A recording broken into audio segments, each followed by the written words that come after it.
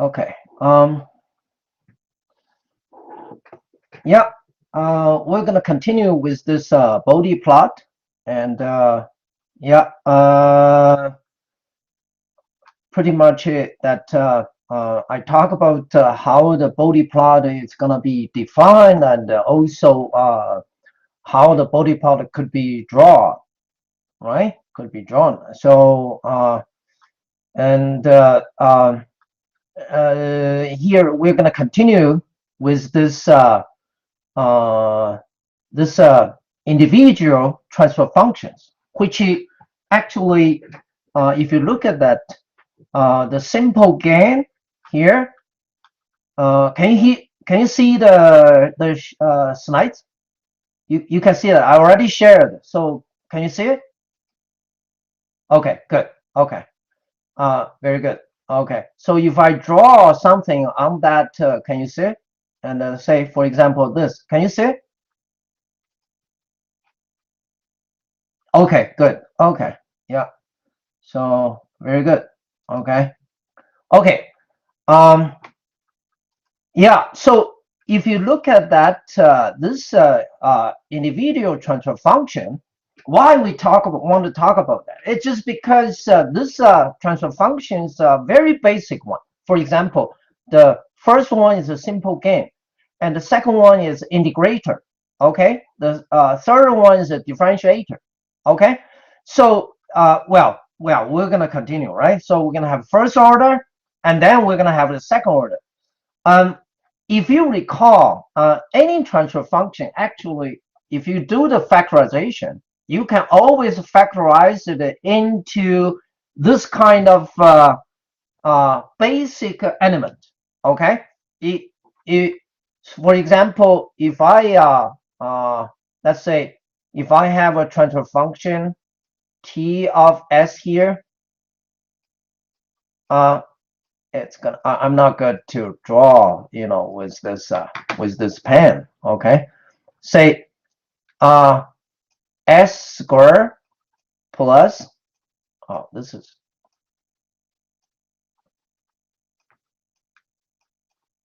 plus 1, and yeah, this is too slow. I'm not gonna draw that. Okay, so waste time. Okay, so let me see if I have an example. You see, okay, here, this is a good example. Okay, this is a good example. You can see that this is a very complicated transfer function, but you know, we can, any transfer function, we can always factorize them into an individual, transfer function. Okay, like this. Okay, see here. Okay, so you can see they consist of first order, first order, first order integrator. This is differentiation, and this is the integrator. This is the gain, and this is the second order. So if we factorize them into the, we can always factorize them into the product of individual transfer function. So this means that if we know each individual transfer function's Bode plot, you know that if you recall, we talked about it in the last class, and the magnitude plot actually is that we use 20 log, we use 20 log,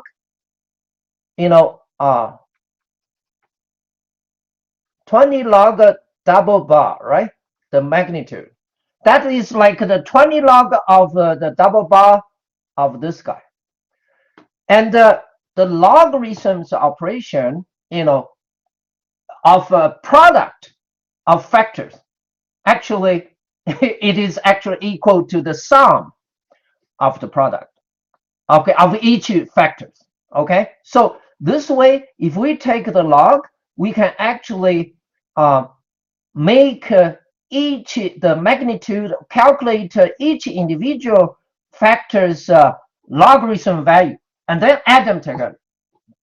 See, this is the key point, that we want to use logarithm value to indicate the magnitude instead of the magnitude absolute value itself.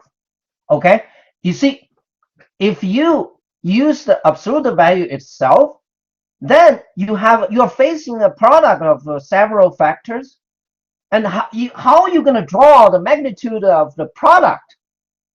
So you have to multiply the magnitude of each factors together.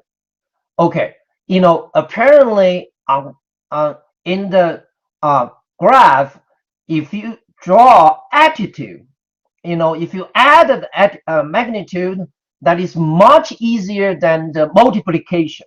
Okay, the product, right?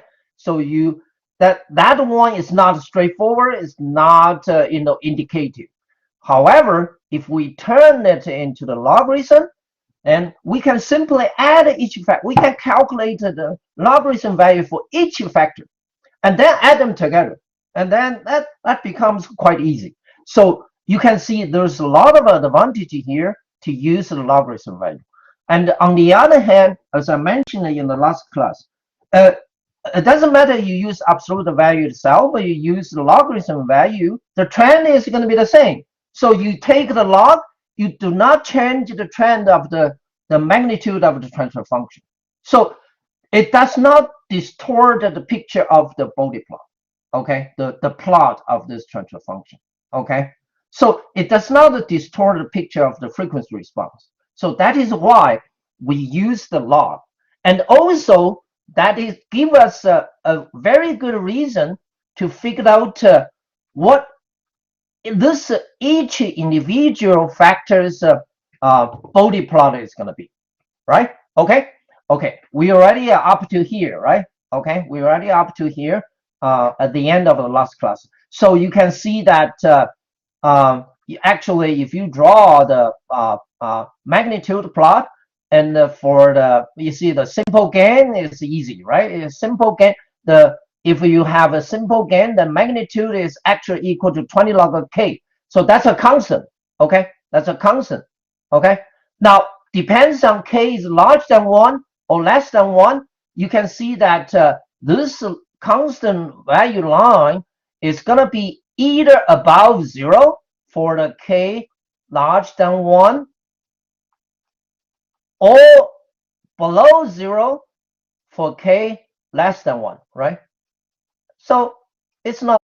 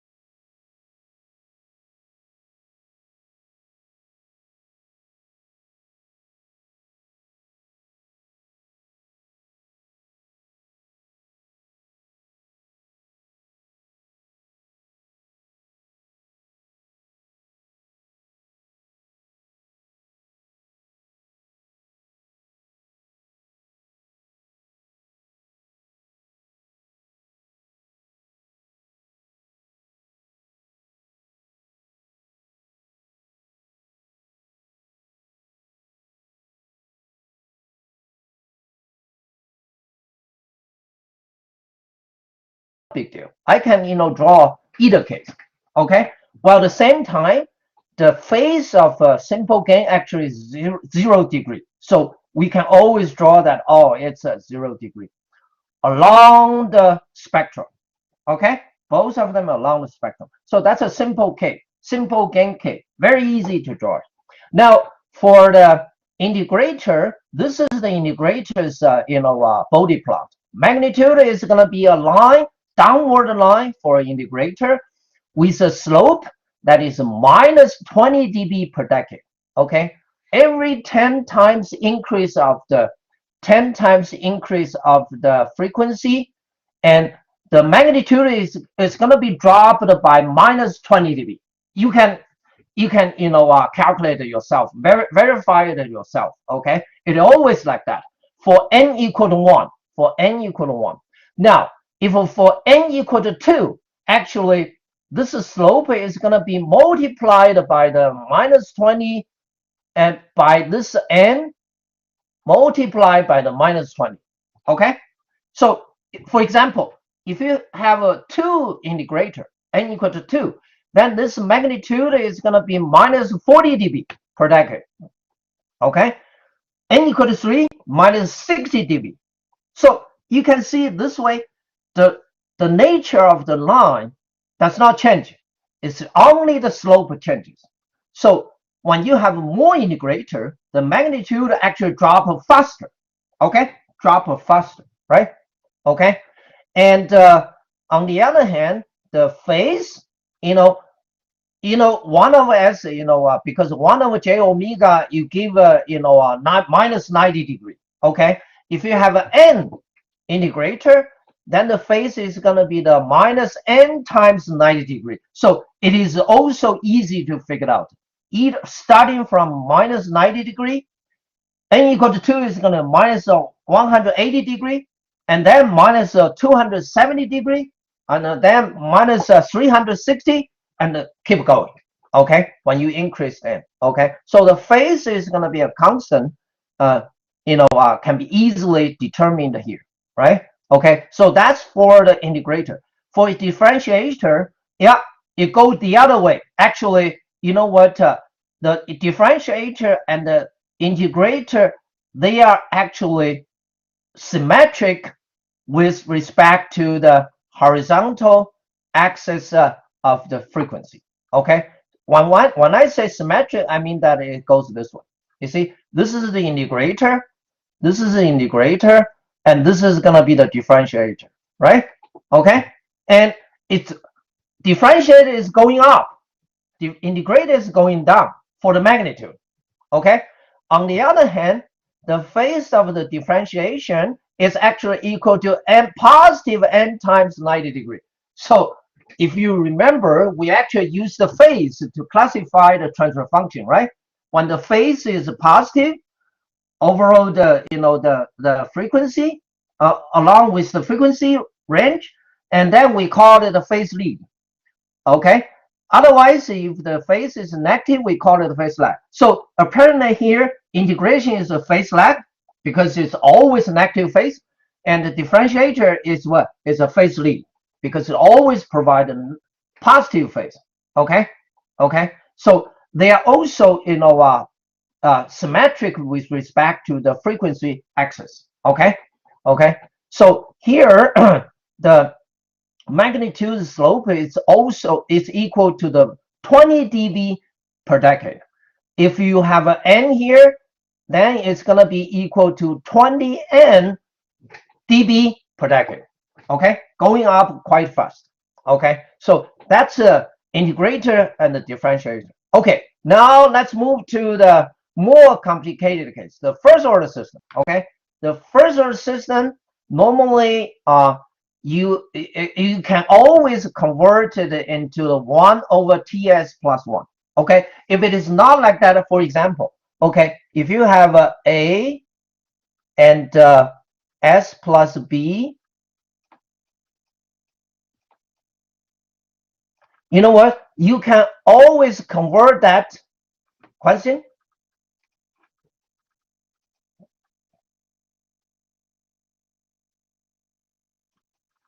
Okay, That's not a question right now. Okay. Yeah. So you can always convert that into 1 over A over B multiply 1 over B S plus 1. You see, you can always convert that into this kind of format. And if you look at this factor, A over B, that is what? That's a K, right? That's a gain factor. We already talked about that. And the second one is what? Is a TS, 1 over TS format. So you can factorize this A over S plus B into 2 factor, the product of a 2 factor. Like first one is again K, the other one is what? First order. So we already know the gain K, how to draw that. So now if we know how to draw 1 over TS plus 1, then your job is done. So you can draw any first order system. Okay, so that is why we need to know this very basic transfer functions Bode plot. Okay. Okay, so now let's see how we can draw this. Okay, how we can draw this. Okay, and yeah, well, actually, there's no trick. You always follow the definition, right? Always follow the definition. So the definition is what? Is that I have the g of j omega first, substitute s equal to j omega n. Okay, and for both. Yeah, but one is positive, the other one is negative, right, Iman? Right? Okay. Differentiator is a positive, and the integrator is negative. That's a significant difference. Okay. Okay. One is going up, the other one is going down. Okay. They're not going towards the same trend. Okay. Okay. Okay. So, yeah, by definition, so you substitute s equal to j omega n first. And then you got 1 over j omega t plus 1. And then you calculate its magnitude. Okay. Actually, here this should not be like the equal straightforward. Okay. Well, actually it is, because this is the double bar. This is the double bar of because I write it into the polar form, right? I write it into the polar form. So this is going to be the double bar of g of j omega. Okay, the absolute value, the magnitude of the g of j omega, and the phase phi omega here is the phase of 1 over j omega t plus 1, which is equal to can be calculated here. Okay, based on the polar form expression. Okay, so the magnitude actually is going to be equal to this guy. Okay, right? Okay, then job becomes very clear, right? So we just calculated 20 log m of omega, and which is equal to that, and then the phi, the phase, is going to be equal to that. So all you need to do is just evaluate the value of omega, okay, and see how this magnitude is going to go.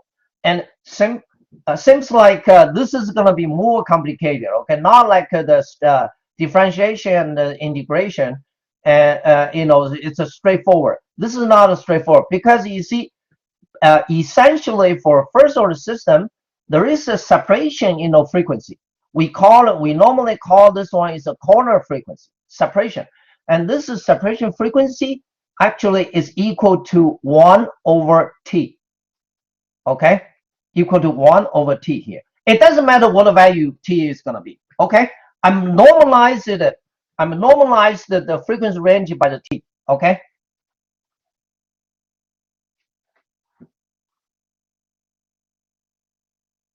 Is this you think that this is not an example, Charity?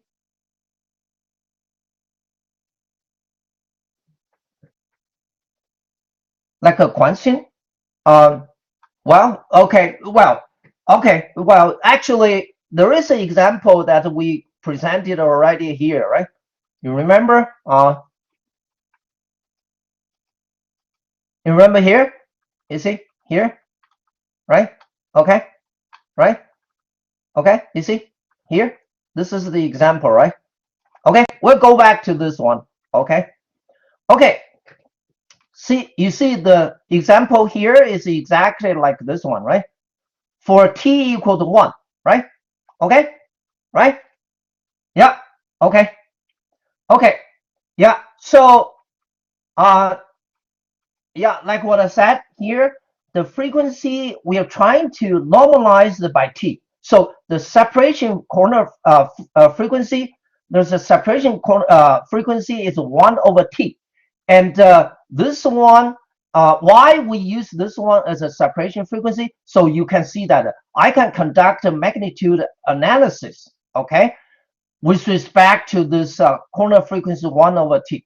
Okay, for first order system, the corner frequency is always equal to 1 over t. Okay, so if you can see that when omega is far less than 1, well, you see omega t is far less than 1.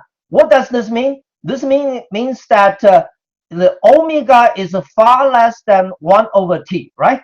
You see, omega t far less than 1, that means that omega is going to be far less than 1 over t.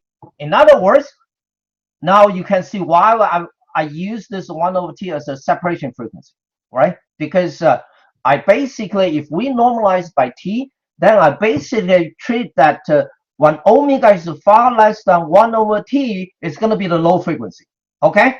And when omega is far larger than 1 over t, I'm going to treat it as a high frequency.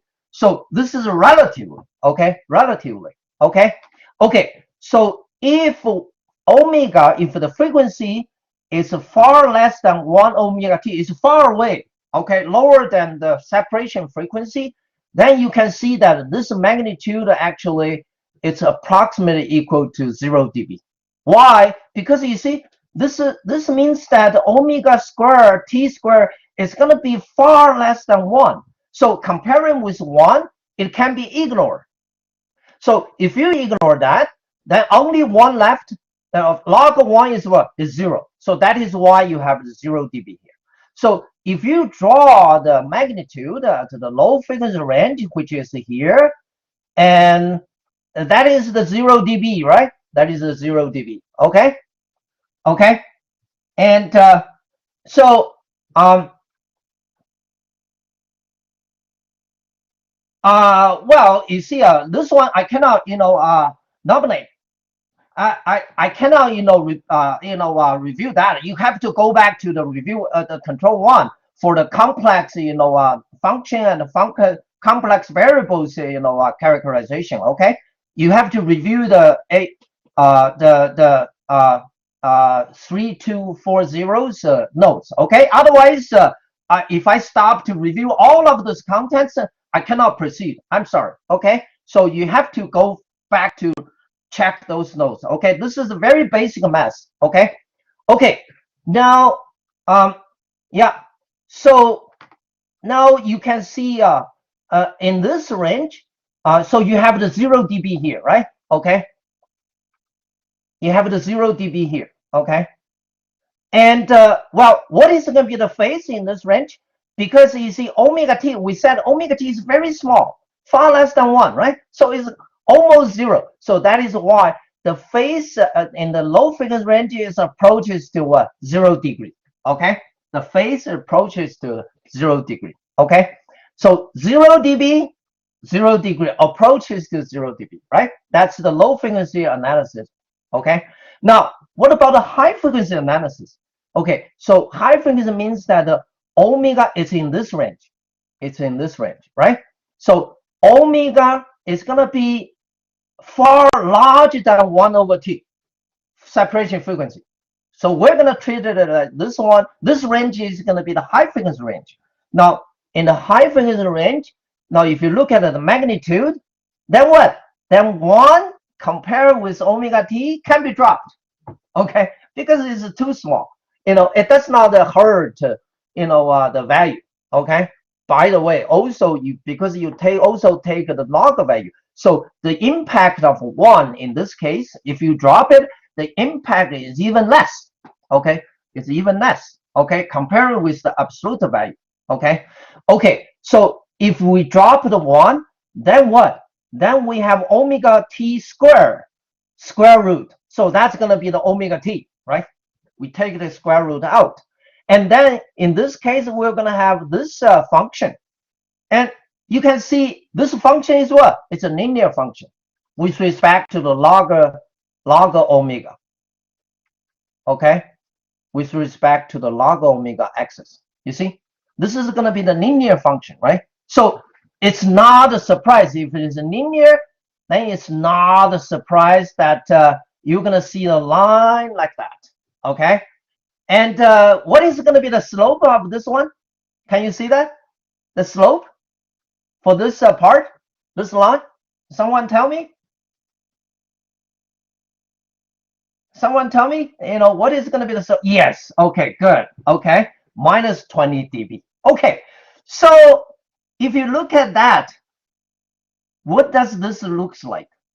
This part looks like what? Can you tell me further? What does this part look like? Minus 20 dB. That's a line. Okay. It's like what? Integrator. Abraham. Yeah, that is right. See, for the high frequency part, yeah, if we go back to check the expression, yeah, it is like an integrator, right? It is like an integrator. You see here, this is like the 20 log of 1 over omega t, which is an integrator, right? So you can see that. Oh, so now we understand. The first order system actually is what? It is in the high frequency range is what? It behaves like an integrator. Okay, behaves like an integrator. So put it this way: the integrator actually is a special case of the first order system. Okay, integrator is a special case of the first order system. How are we gonna look at this? Approximation. You can see if we keep increase t. Okay, we keep increase t.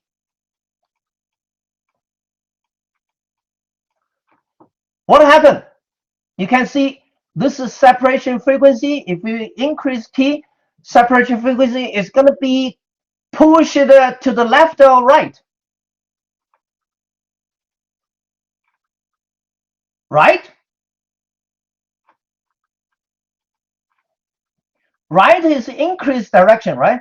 When t, increase, yeah, it should be left, right? Because you see when t increase, and 1 over t is going to be decreasing. So this separation frequency is going to be pushed to the left. Okay, can you imagine if you push t goes to infinity, then 1 over t is going to be approaches to 0, right? Okay, so if you can see if this separation frequency is going to be pushed to the left, then you're going to see this line is going to be pushed to the left, but still keep the minus 20 dB slope. Okay, still keep the minus 20 dB slope. It's just this separation frequency is going to be pushed to the 0 as much as possible. Okay, eventually when t pushes to the approaches to the infinity, this frequency becomes the 0, and that is the integrator. Okay, and it does make sense because if the t is very big, then this 1 is going to be dropped. If the 1 is dropped, then this is just the integrator. This is just integrator. Okay, so what I want to tell you is that physically you're gonna find that you won't be able to integrate this integrator. Okay, purely in integrator, it's not gonna be possible to be implemented. So the real integrator is always implemented through a first order system by choosing the time constant t large enough. Okay, large enough. Okay, so it's approximated integrator. Okay, It's approximated integrator. Okay, so now from this analysis, it is clear that I can use two approximation piece to approximate the magnitude of this first order, system's magnitude Bode plot, right? Okay, but then what about what happens around the corner frequency? Yeah, okay. You see, if you use two approximation, then you're gonna see two asymptotes. Okay, you extend this to asymptotic line, then they're gonna intersect at right at this corner frequency. Okay, this is two approximated line. If you extend that, they were gonna intersect right at the corner frequency. Okay, okay, there's no doubt about that. Okay, so practically we can also use this approximated line just to replace the real magnitude plot. What is going to be the error? The error, yeah, I already also draw the real magnitude here. The real magnitude actually is here. Okay, so you can see that at the low frequency range and the high frequency range, this real magnitude is almost coincide with the approximated, magnitude. Okay, it's just it will generate error around the corner frequency, and I can tell you actually the biggest error happens at right at corner frequency, the separation frequency 1 over omega t, which is here. Okay, so if you take omega equal to 1 over t, and then you actually can calculate how much this error is going to be. It's about a minus 3 dB. Okay, it's about you see this error. Let me erase that make it clear. Okay, see, and then the biggest error happens right at the corner frequency here, and this is about minus 3 dB. Okay, so what I'm saying is that if you use approximation magnitude in future, we're going to talk about the design to using this Bode plot. Okay, so then a question is that are you going to use real magnitude plot, or you use approximated? Okay, and if you use approximated to design the controller, how much error you're going to generate? I can tell you that pretty much the error generated by using the approximated plot is tolerable. Okay, is tolerable. Okay, so it's tolerable. Okay, it's tolerable. So so that is why we need to talk about approximated plot, because approximated plot is much easier to draw. Much easier to draw. Otherwise, if you want to draw the real plot, then you can't use your hand sketch that. Okay, approximated plot, you can use a hand sketch it. Okay, the real plot you can only do numerical calculation. Do the calculation one by one, then you can draw the plot. But the benefit you gain, it's minimal. In minimal, okay, it does not generate too much, give you too much advantage. So that is why the approximated plot is used very popularly in practice.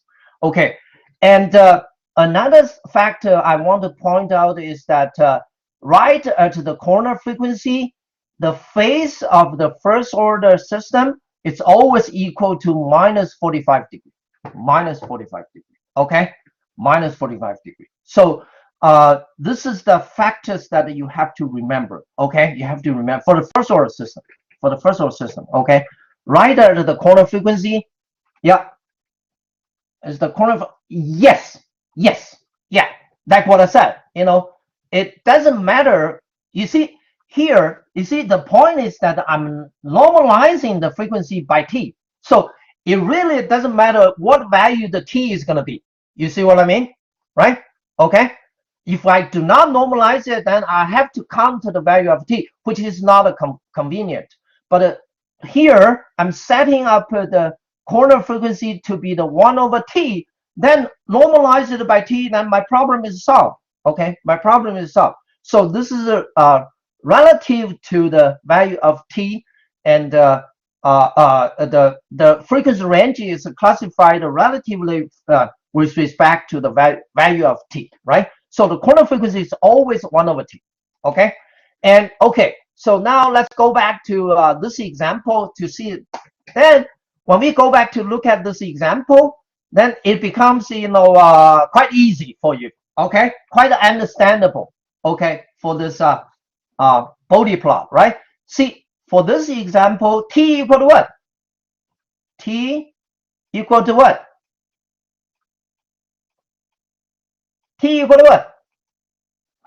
Yeah, t equal to 1. Okay, so normalize because t equal to 1. So normalize or not normalize, it's the same. Okay, it's the same, right? Okay, so then you're gonna see the separation frequency omega is gonna be equal to 1. Okay, equal to 1 here. So where's the 1? It's here. So the separation frequency is here. Okay, separation frequency. Okay, so now you can see that to the low frequency range, you're gonna see the 0 dB. Well, actually, no. I'm sorry. This one, no. I'm sorry. This is wrong because we have to first. Yeah, you guys need to remind me. Okay, because this one, you know why? This is a 1 over s plus 2. Okay. So we need to convert that first. So we need to convert it into this, into g of s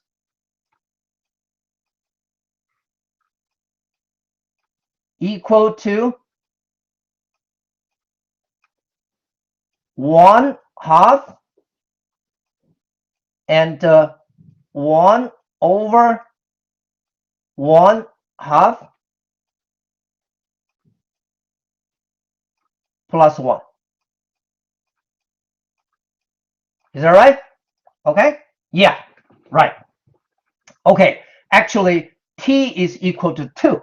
Okay. Actually, t is actually equal to 2. Okay. T is 1/2. No, t equal to 1/2, and the omega, the separation frequency is equal to 2. Okay. Okay. So 2 is roughly here. This is the 2. So it's here. So the separation frequency is here. Okay? Because you see, this is your t, right? T equal to 1/2. This one is a gain k. Okay?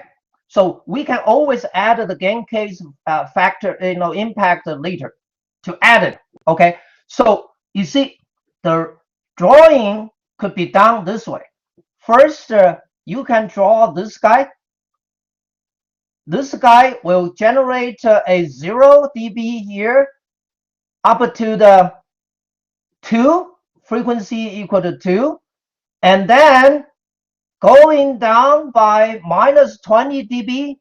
You see, this is 2 approximating line is gonna intersect at the omega equal to 2, right? Okay, approximate, right? Okay, so this is the 0 dB. This is the 0 dB. Okay, yeah, t equal to 1/2. Iman, t equal to 1/2. You see, check this factor. Check this factor here, right? Okay, because you pull out the 2 out, and t equal to 1/2, right? And then you calculate separation frequency is equal to 2. Okay, 1 over t is equal to 2. See here, right?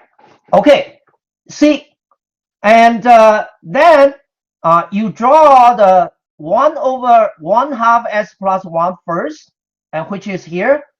And that's not everything, right? Because you still have a factor is 1/2. The 1/2 is what? Is the 20 log? Someone calculated that for me. 20 log 1/2 equal to what? Can someone do a quick calculation?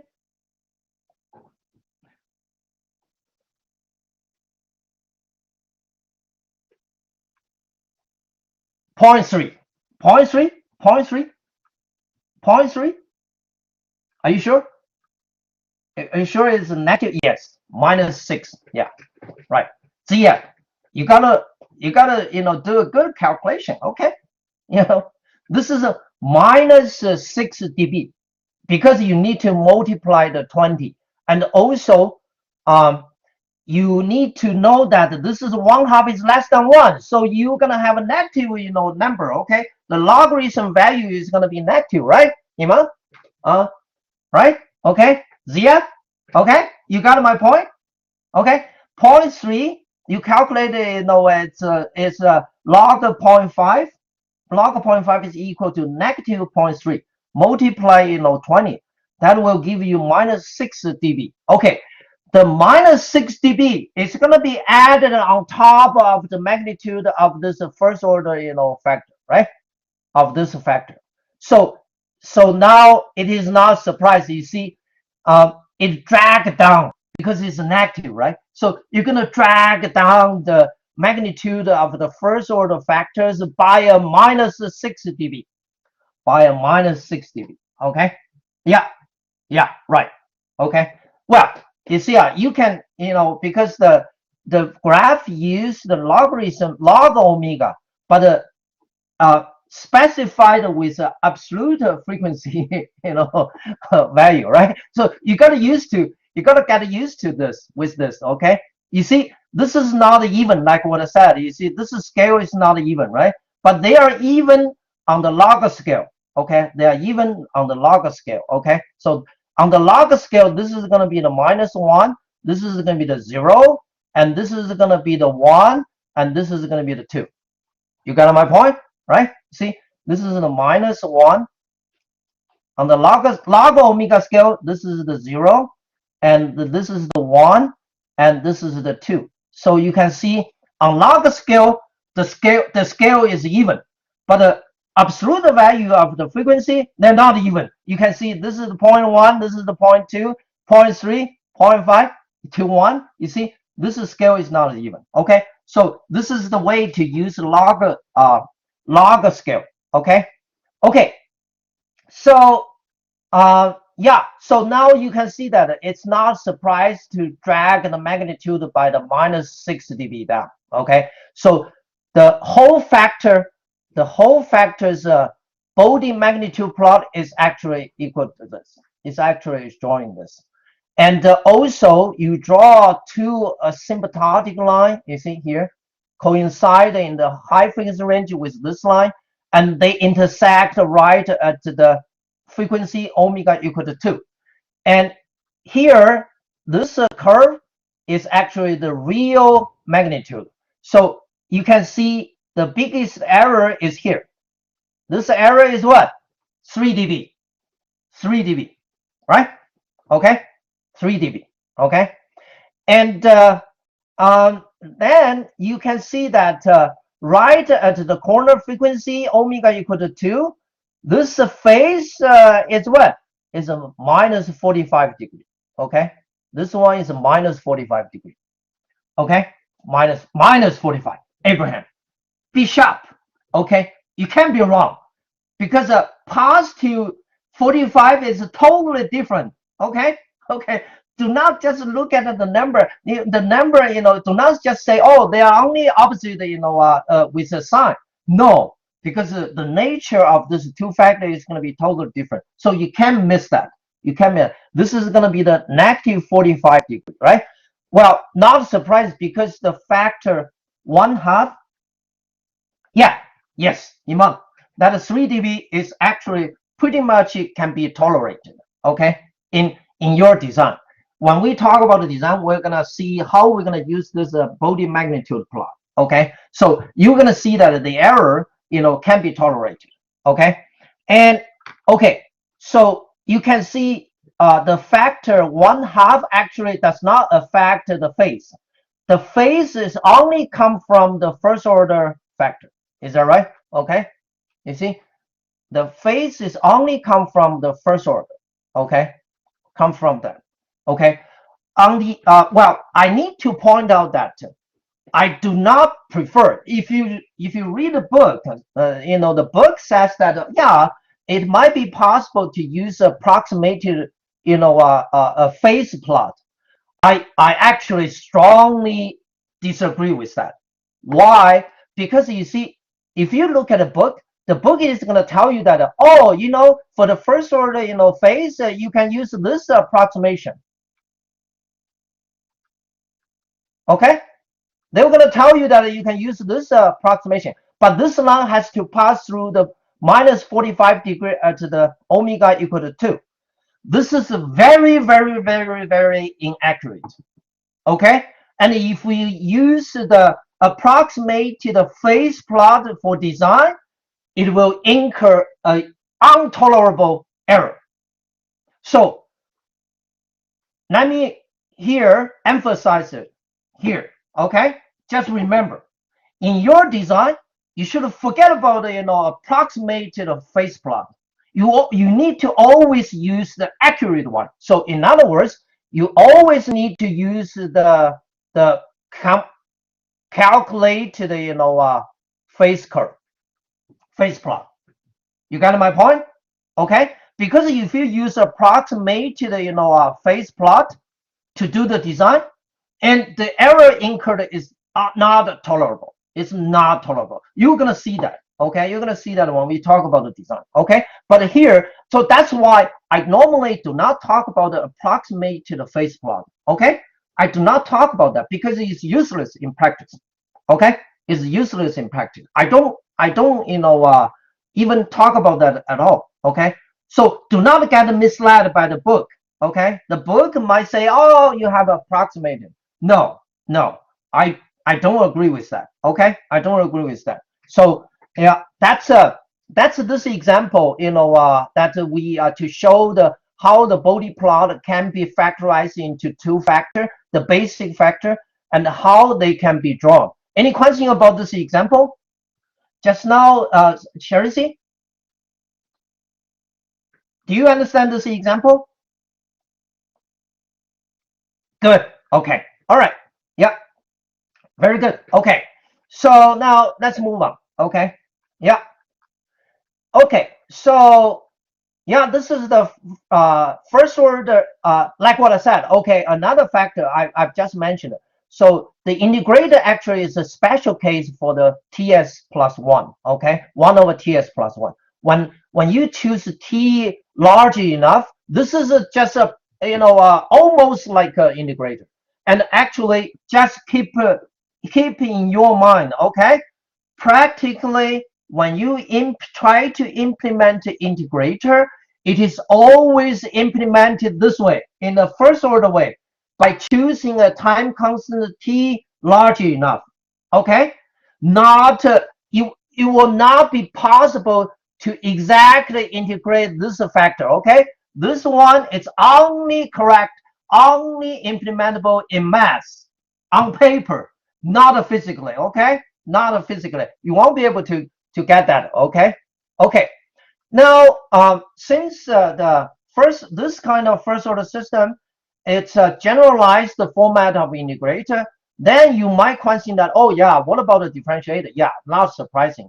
Now it should be very easy for you to understand this TS plus 1. Okay, this is also first order system, but this first order system is what? The first order is in the numerator, not in the denominator. Okay, so not surprisingly, this is going to be the generalization of the differentiator. Again, once again, in practice, you won't be able to implement a purely differentiator. Same thing, same reason like 1 over S, the integrator.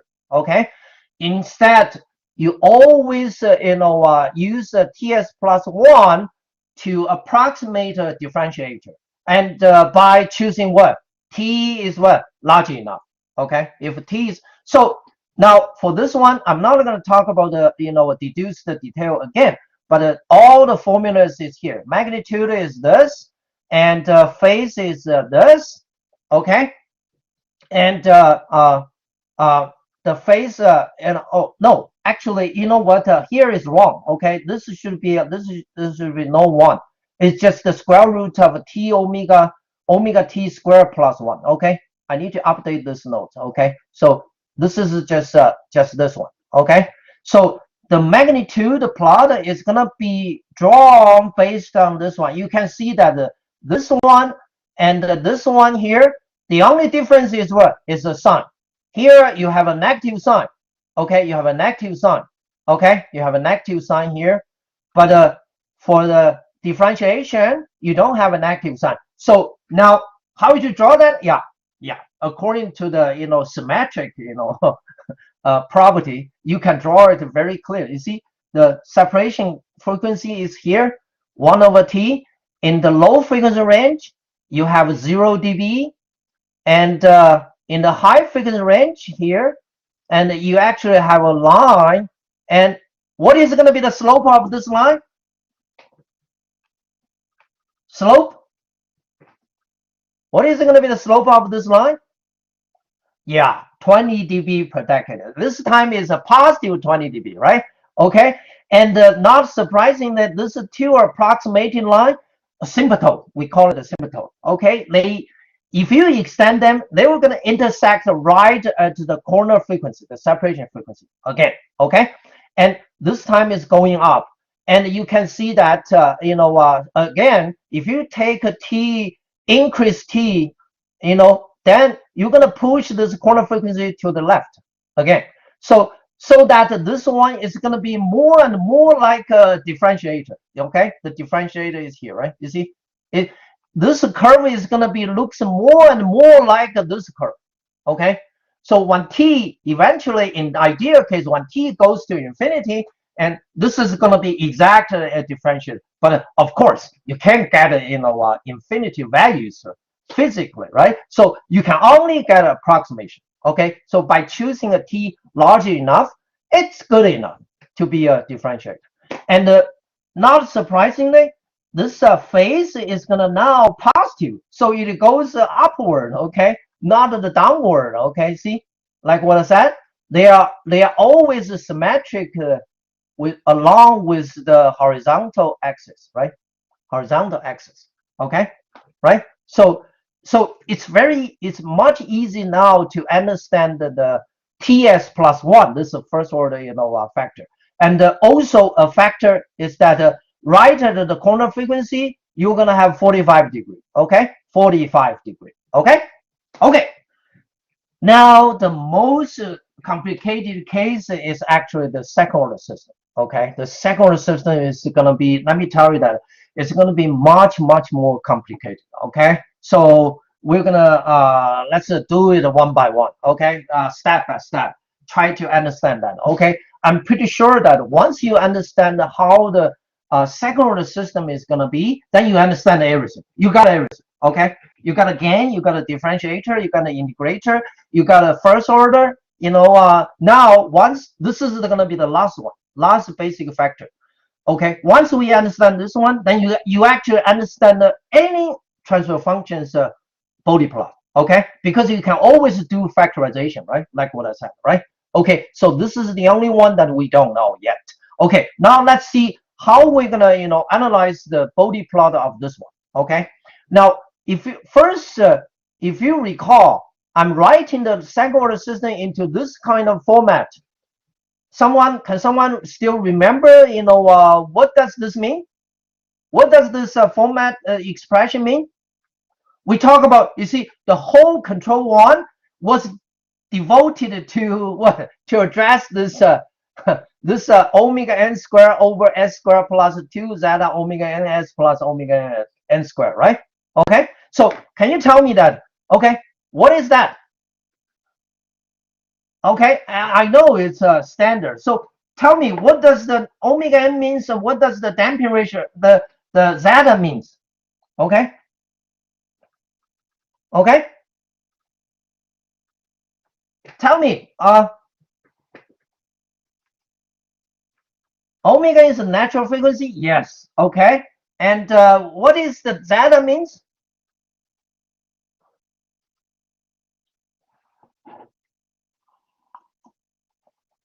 Damping ratio, right? So now, if you recall further, we actually use which parameter to classify this second order system? Do you remember that? We have a classification of the second order system based on which parameter? Based on which parameter? Zeta or omega n? Damping. Okay. Yeah. Okay. Now, so yeah, can you tell me the classification?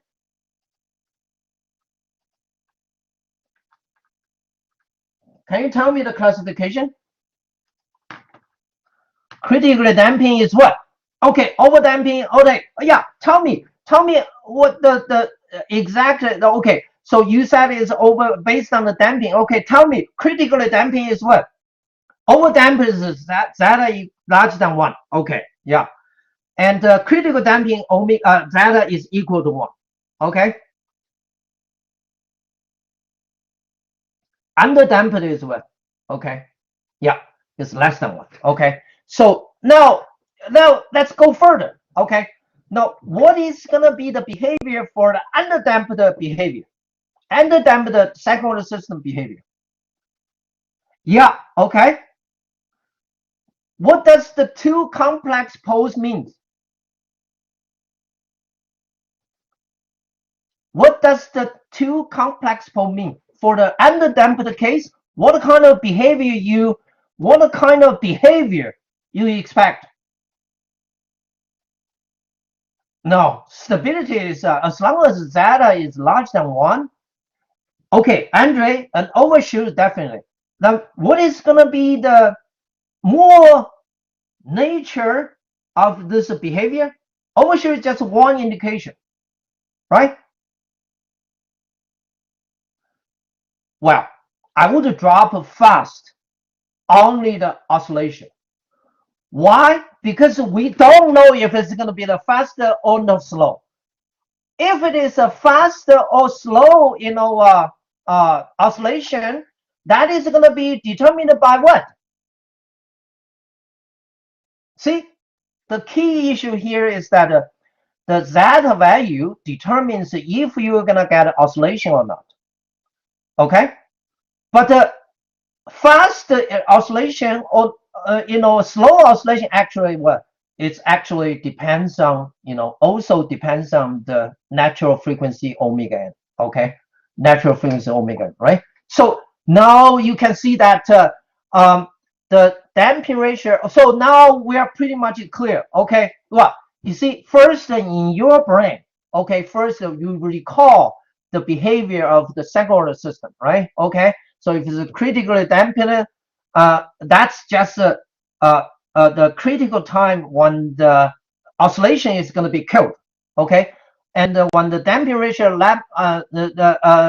zeta less than 1, then you're going to have underdamped case. Underdamped case, you're going to see the oscillation, and then when the zeta is larger than 1, then you will not see the oscillation at all. Okay, now let's see what does that mean when we conduct the frequency response here. Okay, analysis here. Okay, here you see those behavior we look at. I emphasize that it was on the time domain, right? It was on the time domain. Okay, but here we got to see on the frequency domain what does this parameter brings.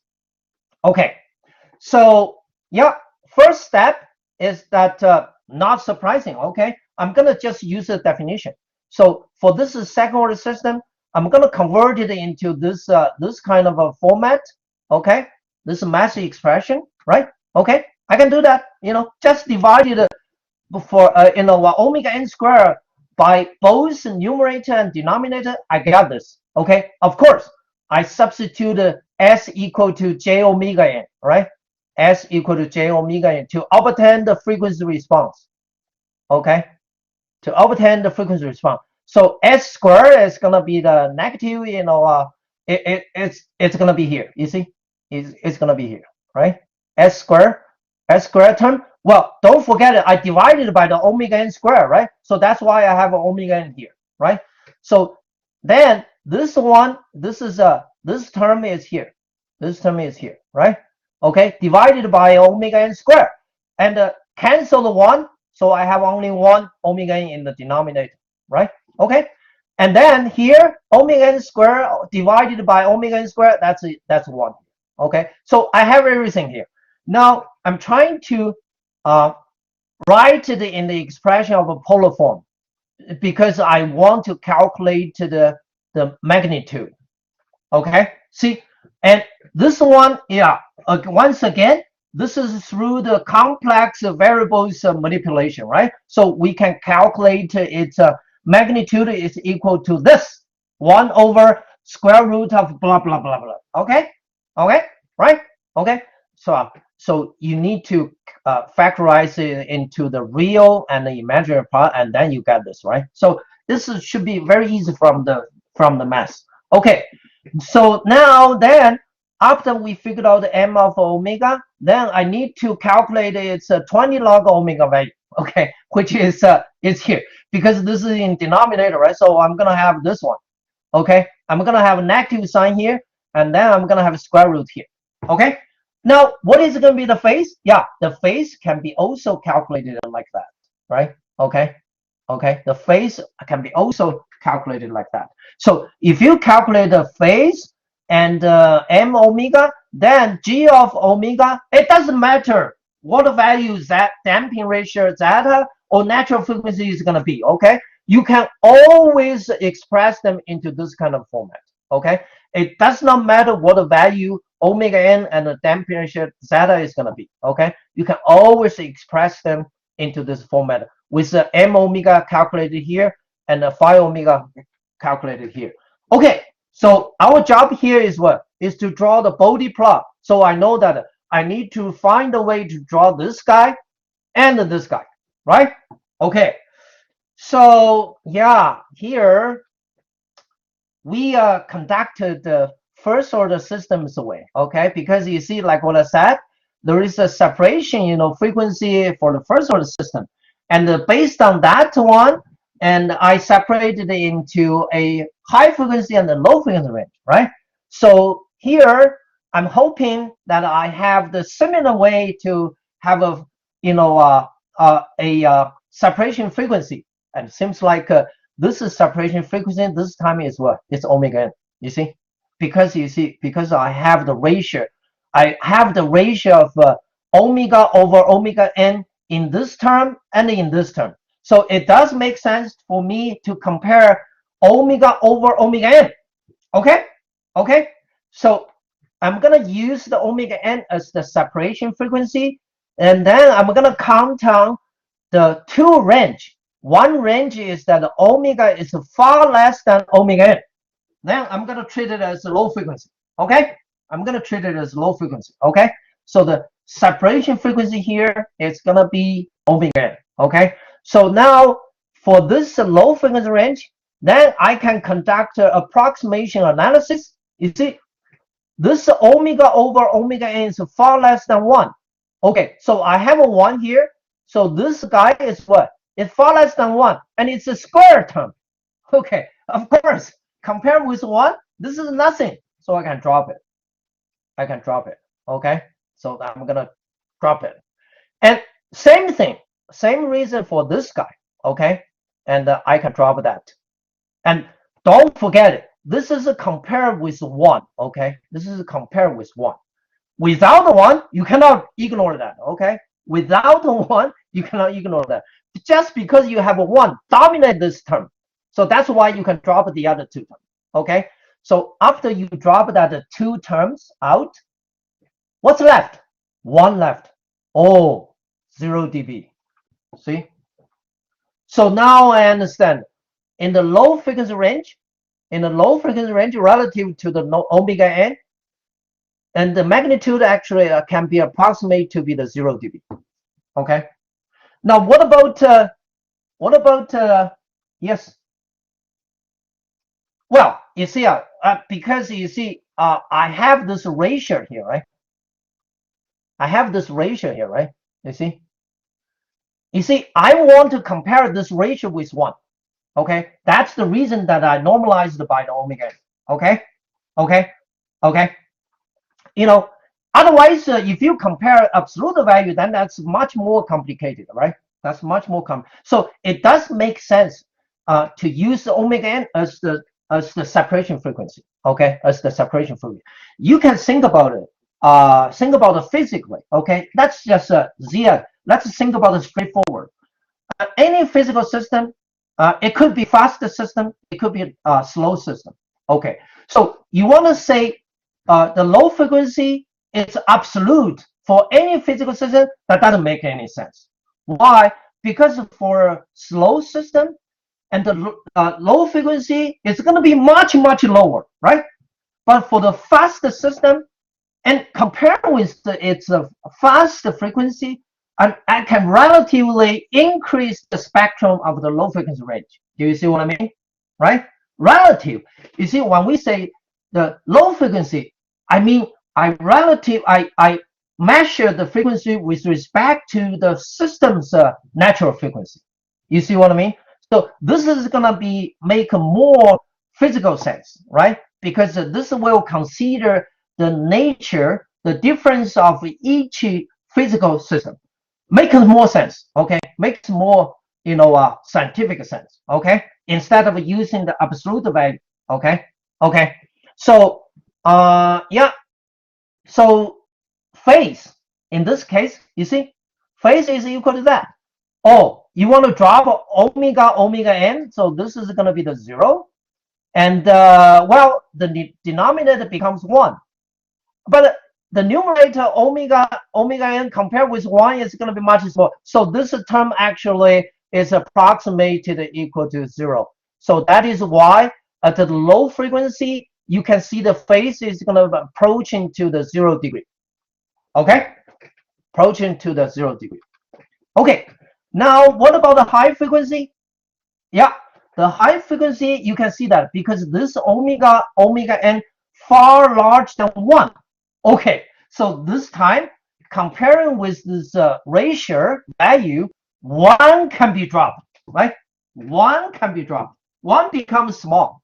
The impact is going to be much contained, right? So if you drop 1 here, and then on the other hand, you're going to see this term is, can you tell me what is the power of this term? What is the power of this term? The power of this term is 4, right? And the second term here is what? Power of what? Of 2, right? Okay, so you having a very large number. Okay, yeah, right. Of course, the power of 4 dominates, right? So again, here, comparing with power of 4, I actually can drop this term. Okay, can drop this term.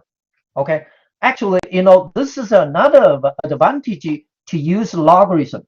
Okay, because you see, if you measure the absolute value, if the impact of the power 4 and the power 2, it's could be close. Okay, but if you take the logarithm value, it actually minimize the impact of the power of 2. Okay, because it's compress the value, right? Compress the value. Okay, so so if you drop this one and only this term is left, that's why you have this negative 40 log omega n. Okay, now for the normalized frequency, can you tell me what is going to be the curve for this one? Can you see that? Okay, what is going to be the curve represented by this function?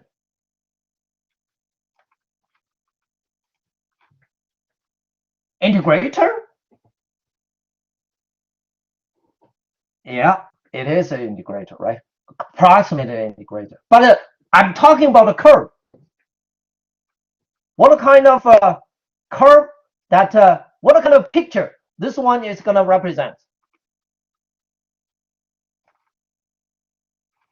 What do we expect? This one. Yeah, okay. Yeah, 1 over s squared. 1 over s squared is, tell me the magnitude plot. What kind of magnitude plot are you going to see? Okay, you know, tell me, I'm asking what kind of plot you are expecting to see here.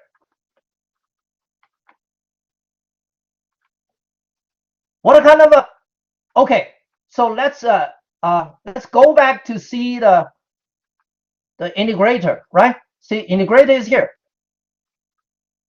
See, for the double integrator here. Okay, what happened? Yes, yes. Okay, it is a line, downward line, with a slope that is what? Minus 40 dB per decade. Not surprising, right? Okay, because you see, you already seen that this one to the high frequency range, this one portrays like a double integrator, right? Double integrator. So you're gonna predict that the plot is gonna be like a line downward with the magnitude is minus 40 dB. Okay, with the magnitude is minus 40 dB. Okay, now what about the phase? Well, because you have a minus 40, you see, like a double integrator phase is what? Minus 180 degree, right?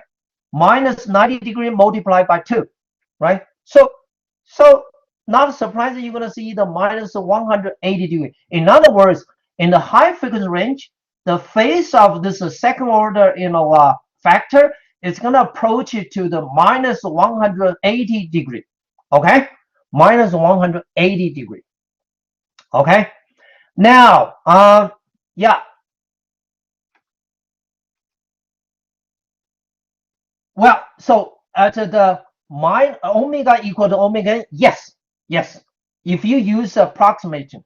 Okay, so now let's look at this curve. Okay, see, here this is the separation frequency, 1 omega over omega n, and low frequency range is 0 dB. High frequency range, you can see this is going to be the line, downward line with the slope that is a minus 40 dB per decade, right? Everything is so far so good. Now you can even extend this symptotes and extend this symptotes. You're going to find out that they're going to intersect at the separation frequency omega over omega n. Okay, they were going to intersect right at this frequency, and also right at this frequency, you'll have the minus 90 degree for sure. Doesn't matter what the value omega n and the damping ratio zeta is going to be. Okay, so just about that, when you about to think that, oh, this is perfect to go, we find out that during between the separation frequency range, you know what, you can no longer use approximation for the second order system. Why? Because you see here, I'm drawing the different kind of plot for different kind of a damping ratio value. Okay, oh, for the same, let me fix the omega. The omega n, it doesn't matter because I'm normalized by the omega. So the omega n value does not affect this plot anymore. Okay, now the only thing that is going to be affect this plot is going to be the damping ratio, right? Okay, so now we find out that, oh my God, you see, this is the damping ratio equal to 1, which is what? Critical damping case. And when the damping decrease, which is underdamped case, okay, damping ratio equal to 0.7, 0.5, 0.3, 0.2, 0.1, you can see this curve is going to go this way, and then start to show a peak. You know what? If you choose omega damping ratio equal to 0, can you imagine what it's going to be? See, if you choose damping ratio equal to 0, then, right at the, see, damping ratio equal to 0, this term is gone. and then you're gonna have omega n squared over s squared plus omega n squared. And you take omega equal to omega n, what kind of magnitude you're gonna have? Infinity. So you're gonna see this curve is gonna goes this way. Then we're gonna close at the what? At the infinity value. Okay, is this enough to tell you that you cannot count on the approximated magnitude plot within the corner frequency separating frequency range? Yeah. Okay. So this is a very clear sign that yeah, you might be able to use approximate magnitude plot, but it's only up to certain kind of damping ratio value. You got my point? Okay. For example, if from this figure, you can see up to this 2 value. See, when you decrease the damping zeta to be 0.7, then this is this curve. Oh, this is 0.5, and this is the 0.7, and this is the 1. So this might be, still acceptable up to this 3 value. Okay, the error generated might be tolerable, but when you continue to decrease the damping ratio zeta, you see 0.3, you can see this peak is quite high. This peak is quite high. Okay, so this error is going to be significant, so significant that you can no longer use the approximated plot anymore. Okay, you can no longer use this one, anymore. Okay, instead you have to use the real plot. You have to draw the magnitude of real plot. You got my point? Okay, so this is pretty much the story for the second order system. And specifically, when the damping ratio zeta is equal to 0, then this magnitude plot will keep open and only close at the infinity value. That's a huge, okay? And you know what? That is that is normally the worst case we can see. Okay, the so-called resonance analysis. Okay, so the so-called resonance analysis is here. Okay, so we're gonna talk about this in the next class. Okay, I don't think because this resonance frequency is not necessarily the same as the natural frequency. So that's why we need to specifically pick it up to calculate it and to talk about that. Okay, and also this resonance frequency is important because when the system is happens at the resonance, and if your externally exciting signals happens to have the same frequency as the resonance frequency, you got big trouble. You're gonna damage the system because of this magnitude is gonna be huge, right? It's exaggerated input signal, exciting signals too much, so you're gonna damage the system. Okay, so that's why the resonance frequency analysis it's very important for the second order system. We're gonna talk about this part in the next class. Okay, now I still have a couple of minutes. I'm gonna take questions. Okay, I'm gonna leave the time for you to ask the questions. Okay. Okay. So any questions? Zia, check the schedule file. Okay, the schedule file is already posted, right? So yeah, it will be assigned, according to the schedule file. Okay. Yeah. Yeah. Yeah. Yeah. Okay. It will be. Yeah. Yeah. Well, the lab is gonna be assigned next week. Okay. Yeah. The first 2 weeks for you, Tara, you might want to log in the lab to just get some practice. Okay, just familiar with the procedures and how to play with those software, right? It's all virtual. Okay. All right. Yeah. Any other question? Any other question? All right. Okay. So if you don't have any more questions, and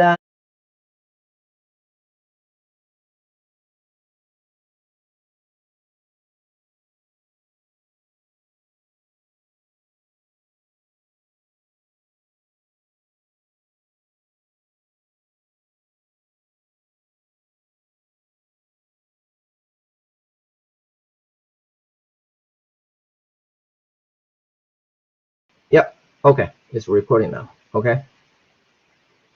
And with two parameters, damping ratio zeta and the natural frequency omega n, right? And we also know that we can actually use the damping ratio zeta to classify the systems. This is what we talked about in the last class, right? Okay. And so here you can see this system, the second order system is in the standard order. It's in standard characterization. But we already talked about it in the control one. If the second order system is not in the standard characterization, for example, the numerator is a coefficient like like a constant a. Yeah, we can always scale that system into a standard one, right? By, you see, for example, we can actually scale it. We can actually scale it like this, like a over omega n, and then multiply omega n squared. Okay, right? You see, I did not change the transfer function itself, but I can isolate a factor. This is just a gain k. It's a constant gain. And then this one and the remaining part is going to be the standard, right? So it's not a big deal if you have a non-standard, characterization. Okay, so we only need, in other words, we only need to look at this standard, second order systems frequency response. Then we know the frequency response for any, second order system. Okay, so it's not a big deal, right? Okay, now we notice that in order to evaluate the frequency response, which like what I said, we need to evaluate this magnitude and also evaluate this phase, right?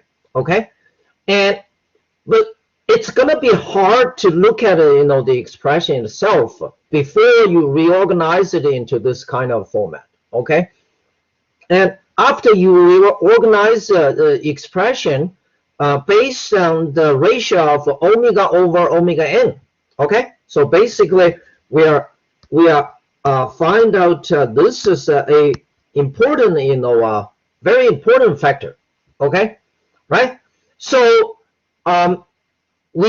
if after we reorganize the expression in terms of omega over omega n, then we find out that the evaluation becomes relatively simpler, right? For example, we can conduct the so-called asymptotic analysis by using the omega n as the separation frequency. Okay, so basically we think if omega over omega n is far less than 1, which means that omega is far less than omega n, much lower than omega n, then we pretty much think that the frequency is in the low frequency range for this system, for a specific omega n. Okay, and then we talk about that in this case we can conduct a asymptotic analysis, and we find out that the magnitude actually is very close to the 0 dB, right?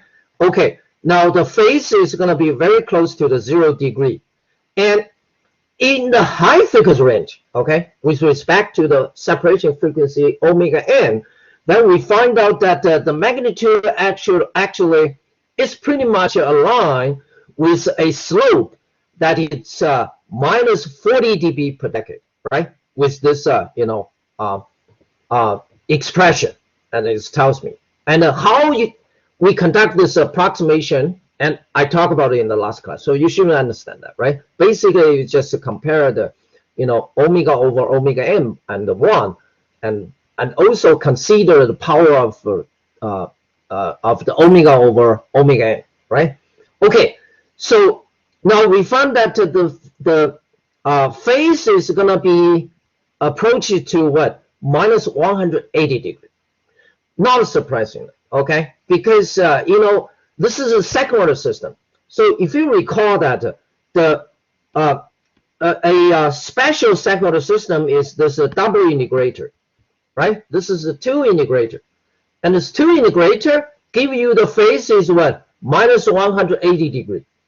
Okay, if you any other second order system, the phase should not be able to exceed the double integrator provided.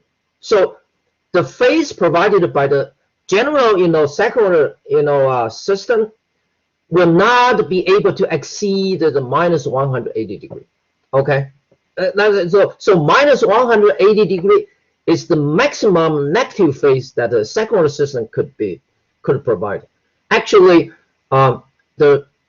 you can find a pattern. Okay, but if you recall in the first order case, the first order system case, we found out that the phase is going to be between the 0 and the minus 90 degree, right?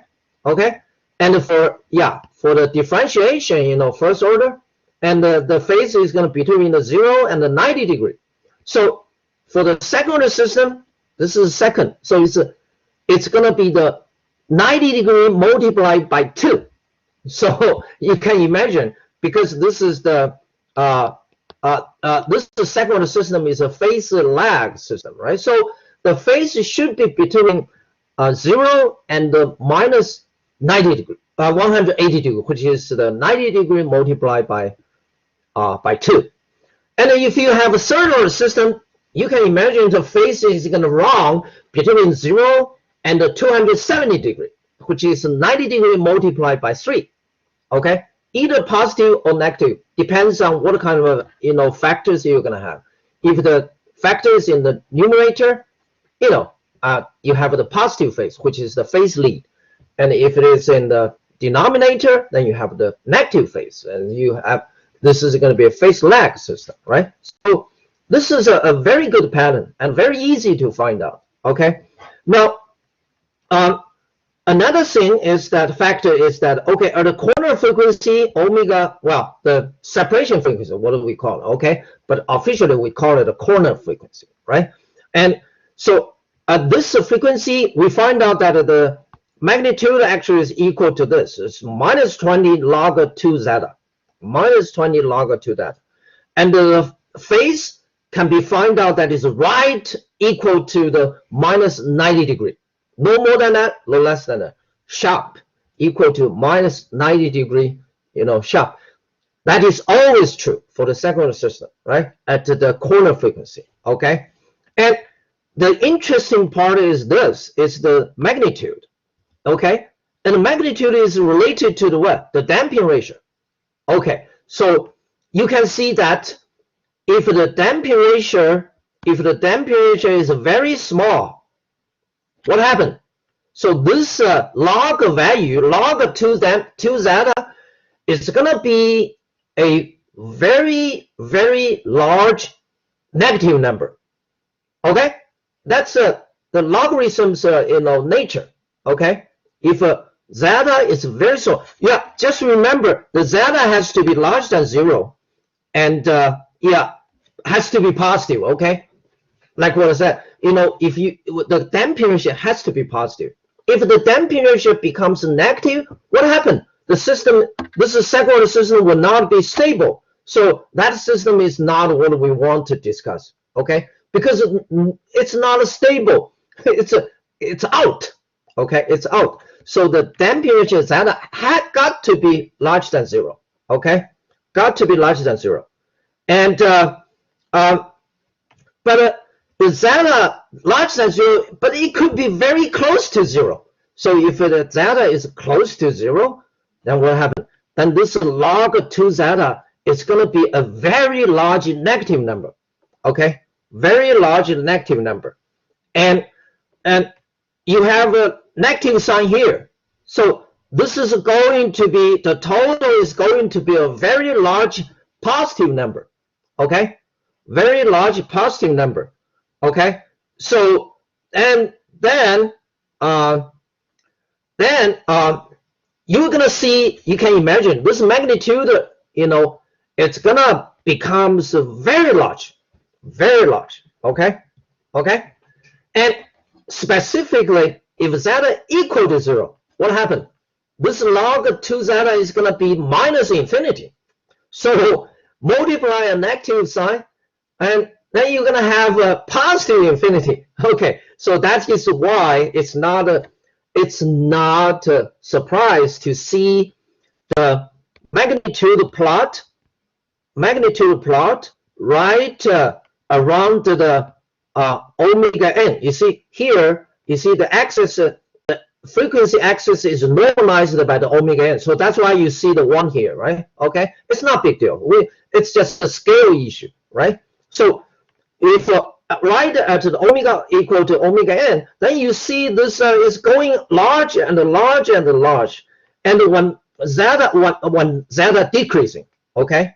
When zeta becomes 0, which is a 0 damping case, you're gonna see this this peak is what? There's no close. They only close at the infinity. So it's huge. So what does that mean?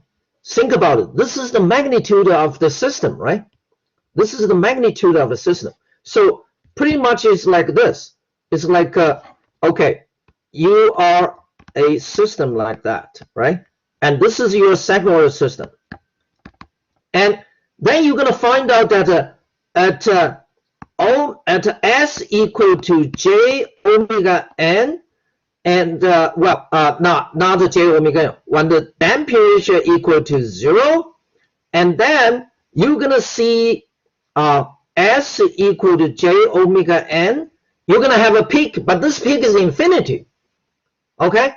So the magnitude of this one becomes a very large, infinity. What does that mean? That means that if you use a testing signal here, and that is a sine signal, the frequency signal, and it's right equal to this omega n, what happened? Then the output signal, the response signal, will be huge because of the magnitude of this system. It's infinity, right? So if that happens, your system will get damaged. Okay, your system will get damaged. In other words, when the damping ratio is very small, you better, make the exciting signals frequency deviate away from this peak, frequency a lot. Otherwise, you gotta, well, actually, if this frequency is right at the peak frequency, then this is what we normally call the resonance, right? So when resonance happens, then your systems, will exaggerate the exciting signals by a very large, magnitude, and then it eventually, because every physical system has the limit, every device, every component, they have a physical limit. They cannot tolerate a very large signal. Large signal implies energy, okay? So you have a huge energy to heat the system will not be able to tolerate, to accommodate that. So the system will be damaged. So this is exactly how the resonance happens, right? Okay, you can see that from the frequency, response analysis, right? Okay, so from this figure, you already seen that, okay, in the low frequency range, yes, you can use asymptotic analysis results to approximate the magnitude by 0 dB line, fine. In the high frequency range, you can approximate it by a line with a slope that is a minus 40 dB here, okay? This is a minus 40 dB per decade, right? Fine, no problem. Does not generate too much problem. But around the corner frequency, the separation frequency omega n, You got to be very careful. You cannot use, there is no good approximation. Why? Because it depends on the value of the damping ratio, okay? It really depends on the damping ratio, right? So normally for the second system, we do not use the asymptotic approximated frequency response around the omega n range, okay? Around the omega n, we do not use that approximation because it will generate unacceptable error, okay? And this is, think about it, this is different from the first order system, right? Because remember, in the first order system, we actually can pretty much manage the error if we use the symptotic line, okay? You see, if I use this one to replace the real frequency response, I know where the maximum error is going to happen. And also I know what is that maximum error.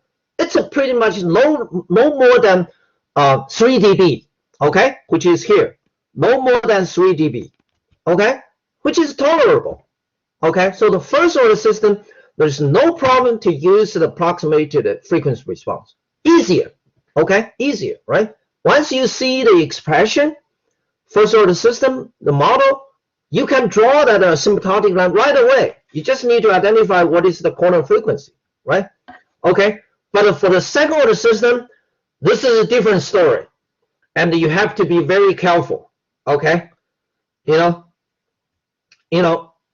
it won't happen, okay? The error won't exceed, okay? It will not exceed the 3 dB. So your question, it does not hold, okay? Okay, so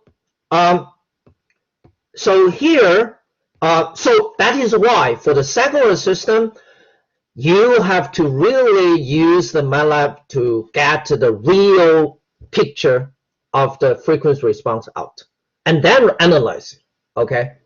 You know, just because, look at this, there are two important things that we need to pay attention.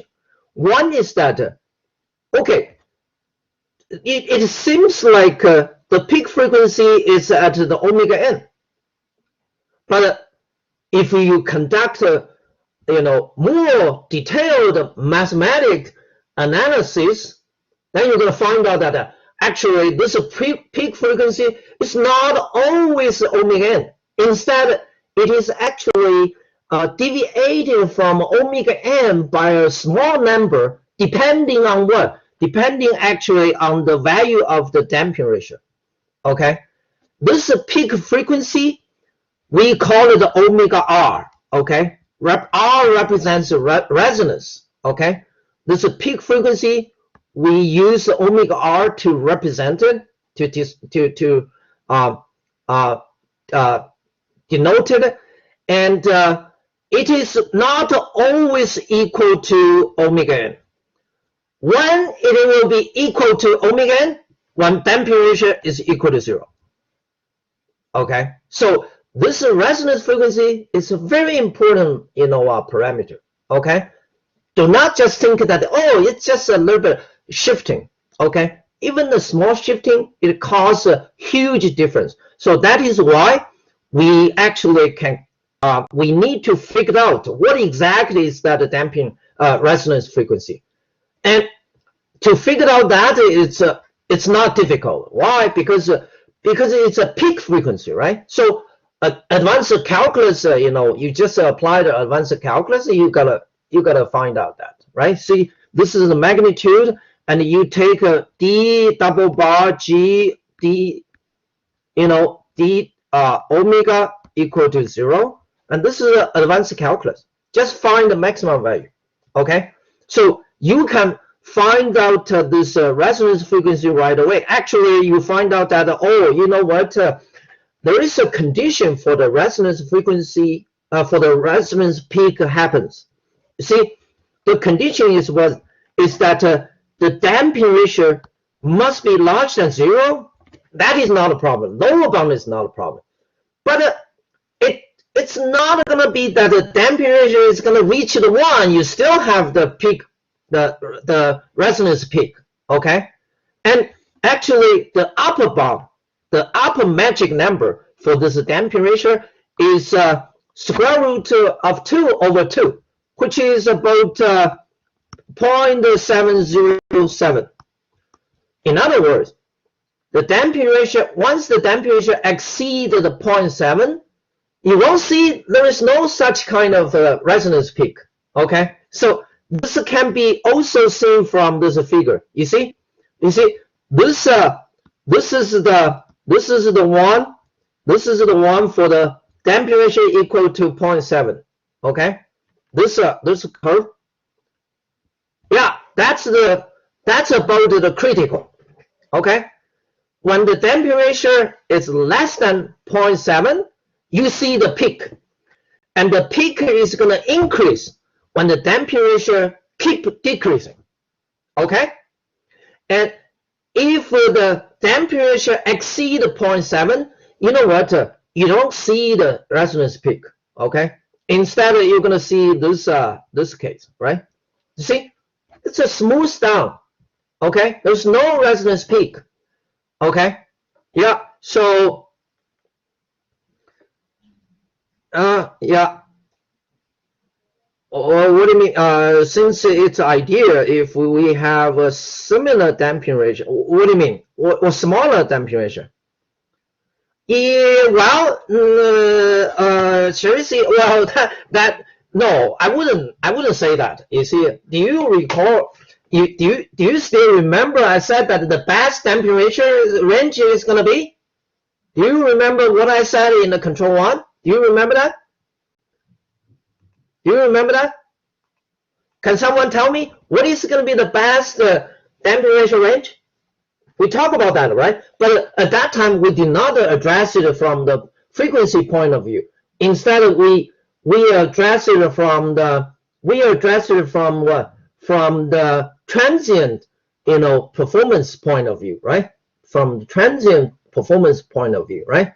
Okay, and do you remember that the range? It's a range, okay? It can be just one number, okay? I mentioned that I said in order to keep a reasonable overshoot and also keep a reasonable oscillation, right? Remember, the overshoot and oscillation, they are in opposite direction. You want less oscillation. If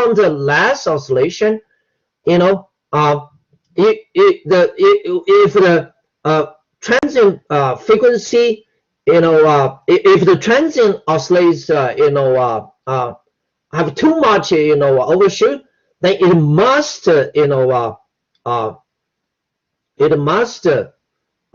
okay, let's go back to let me draw that one, okay? This is a good, this should be a good review, okay?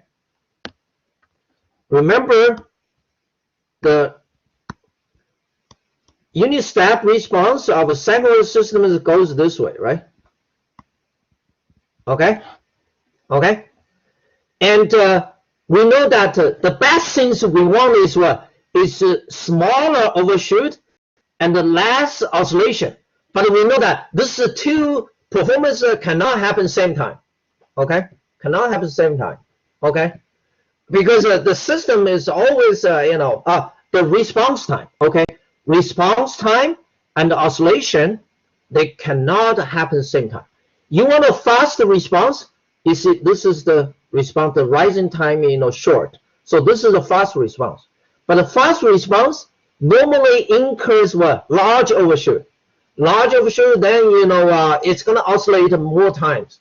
Okay, and you want less overshoot and also less oscillation. Then what? Then your response time must be slow.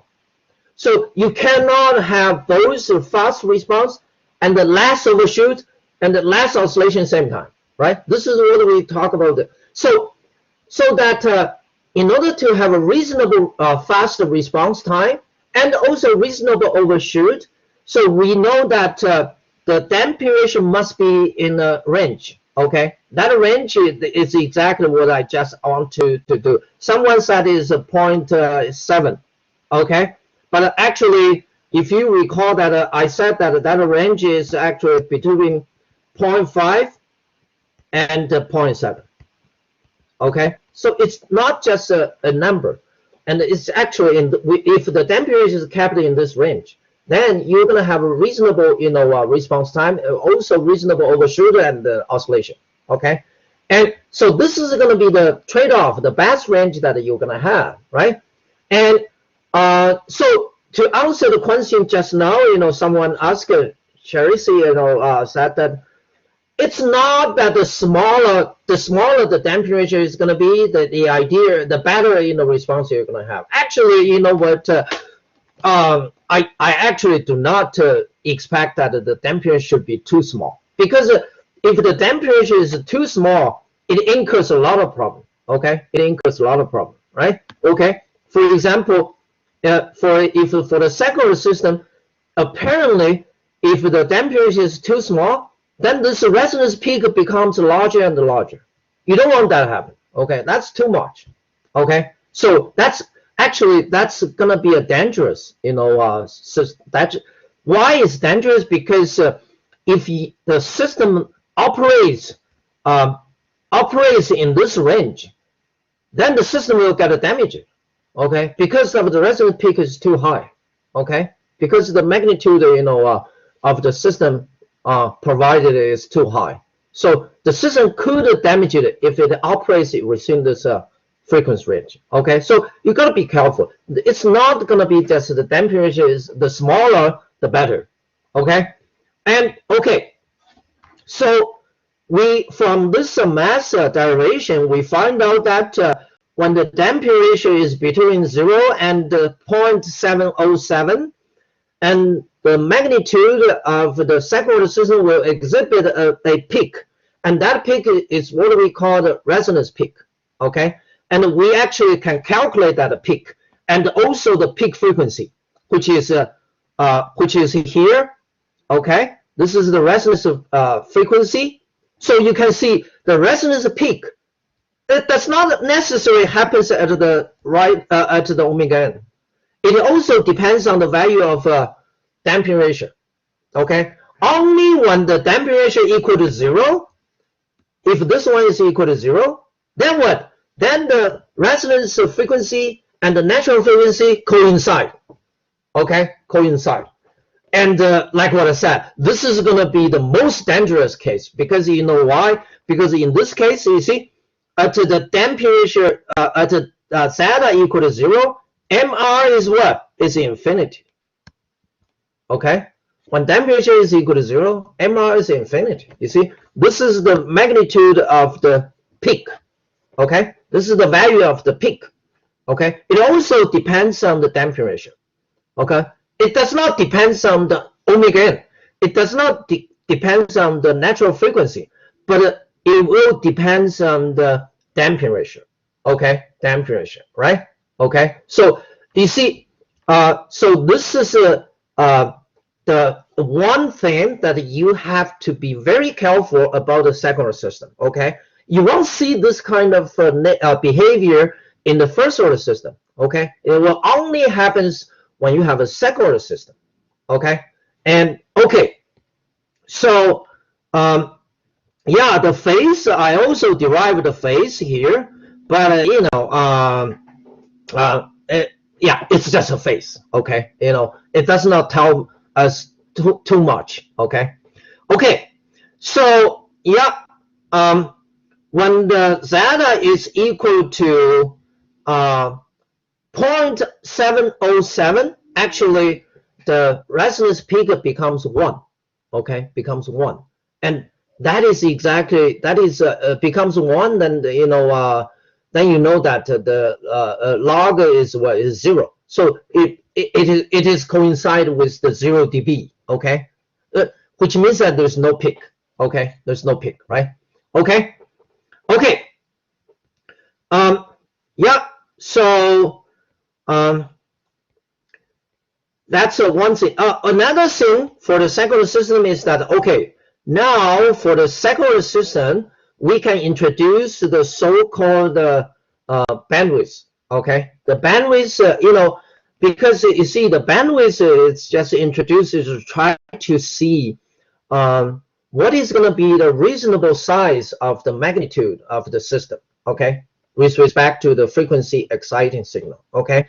You don't want the magnitude is too small. Yeah, you know, we don't want it too big because it's damaging the system. But if the magnitude is too small, you know, like what I said, if you look at this setup, if at the frequency, at some frequency, this omega g of s, if magnitude is too small, it suppresses that frequency signals out. In other words, if you use exciting signal at that frequency, it will be very hard to pass through the system, right? Because the system works like a block, okay? It blocks the, you know, that frequency signal, okay? So it will be interesting to figure out the range to see, yeah, what is going to be a reasonable size, and so that I will know. I always design my system to work in that range, right? And but you can see one thing is good is that we can see when the frequency increase. So when frequency keep increasing, this direction, the magnitude is always drop, monotonically drop. Okay, so that make our life, you know, easier, because it's easy for me to, you know, decide a cutoff frequency. Okay, for example, here, let's say, you know, I draw the cutoff means that I draw a horizontal line. Okay, and I'm gonna say that, okay, this is my acceptable magnitude. Okay, well, measured in dB, right? Okay, this is my acceptable magnitude. Anything above that, I think the signal can easily pass through. Anything you know, below that, and that signal, that frequency signal will not be easy to pass through. Okay, because the magnitude is too small. So if you use that cutoff line, then you can introduce what we call the bandwidth. Okay, so the bandwidth frequency is actually defined by this. Okay, it's that, okay, you first measure the magnitude of the magnitude at the frequency omega equal to 0, at the 0 frequency. Okay, and starting from that, and see how much your magnitude is going to drop. Okay, and actually we use the square root of 2, and that will correspond to a drop of -3 dB if the magnitude of the system at the 0 frequency is equal to 1. Okay, it's equal to 1, right? Okay, if the magnitude of the system at the 0 frequency equal to 1, so the maximum drop is what? It's a 3 dB. So it is always, you see, this is going to be your cutoff line, right? See, cutoff line, -3 dB, measured from the magnitude at the 0 frequency, okay? And assume the 0 frequency, the magnitude is 1. 1 represents 0 dB, okay? 1 represents 0 dB, right? Okay, so at the -3 dB, then you find out the frequency corresponding to this 3 dB. And that will be the defined bandwidth.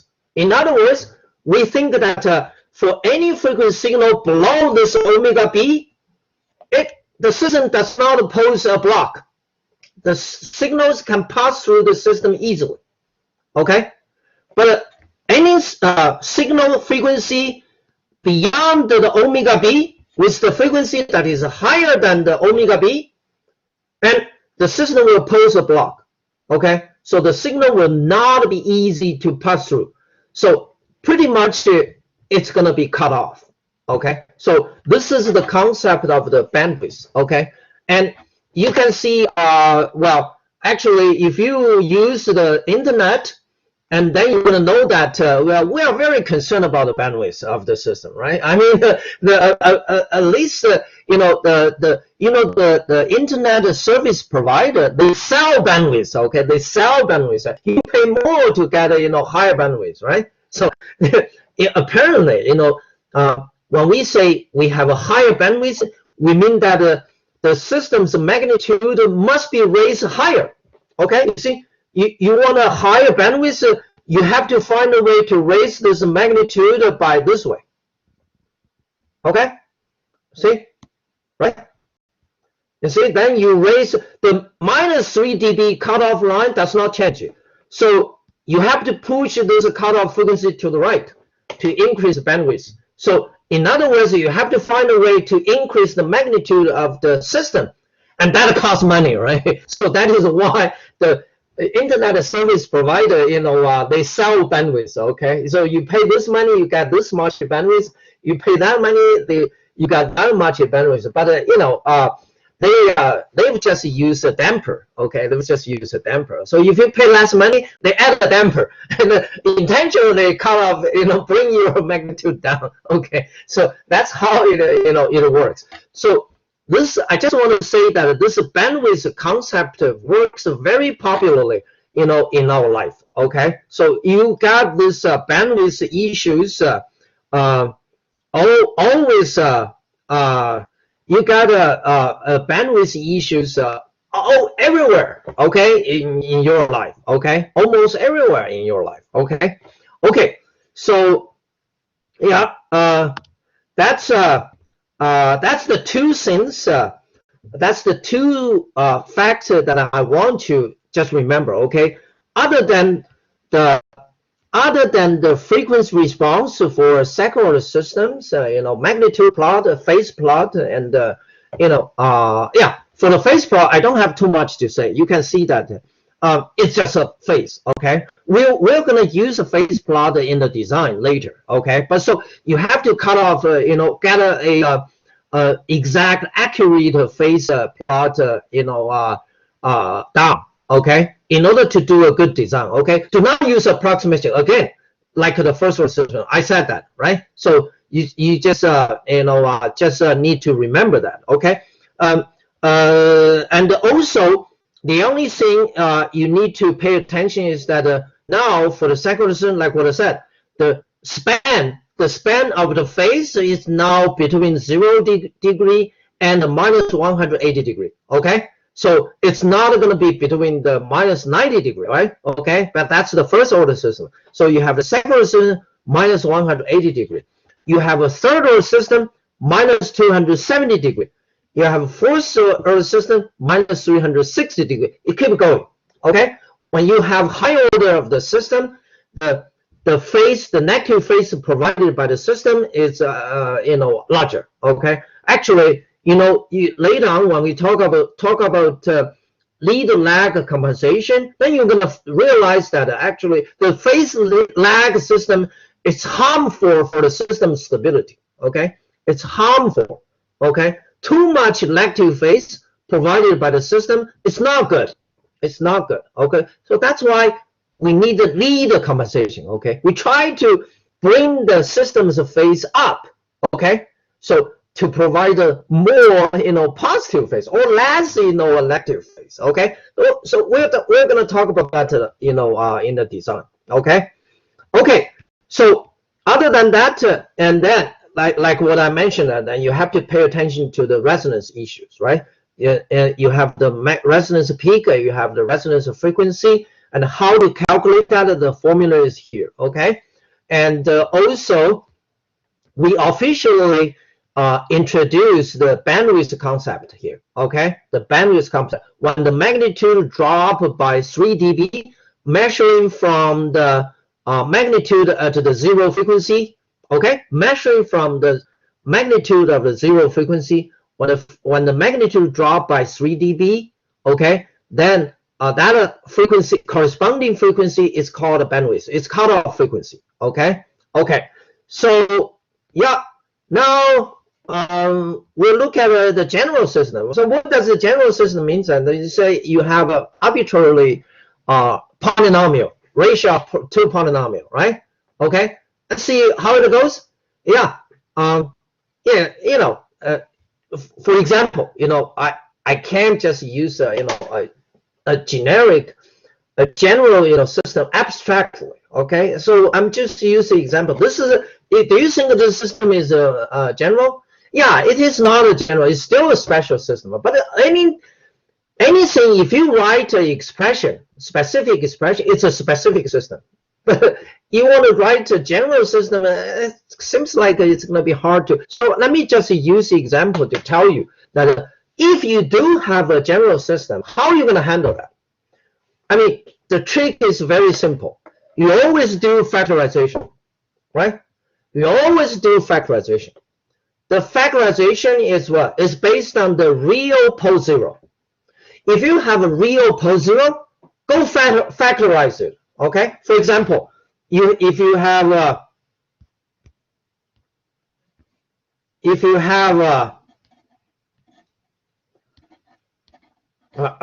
where is that?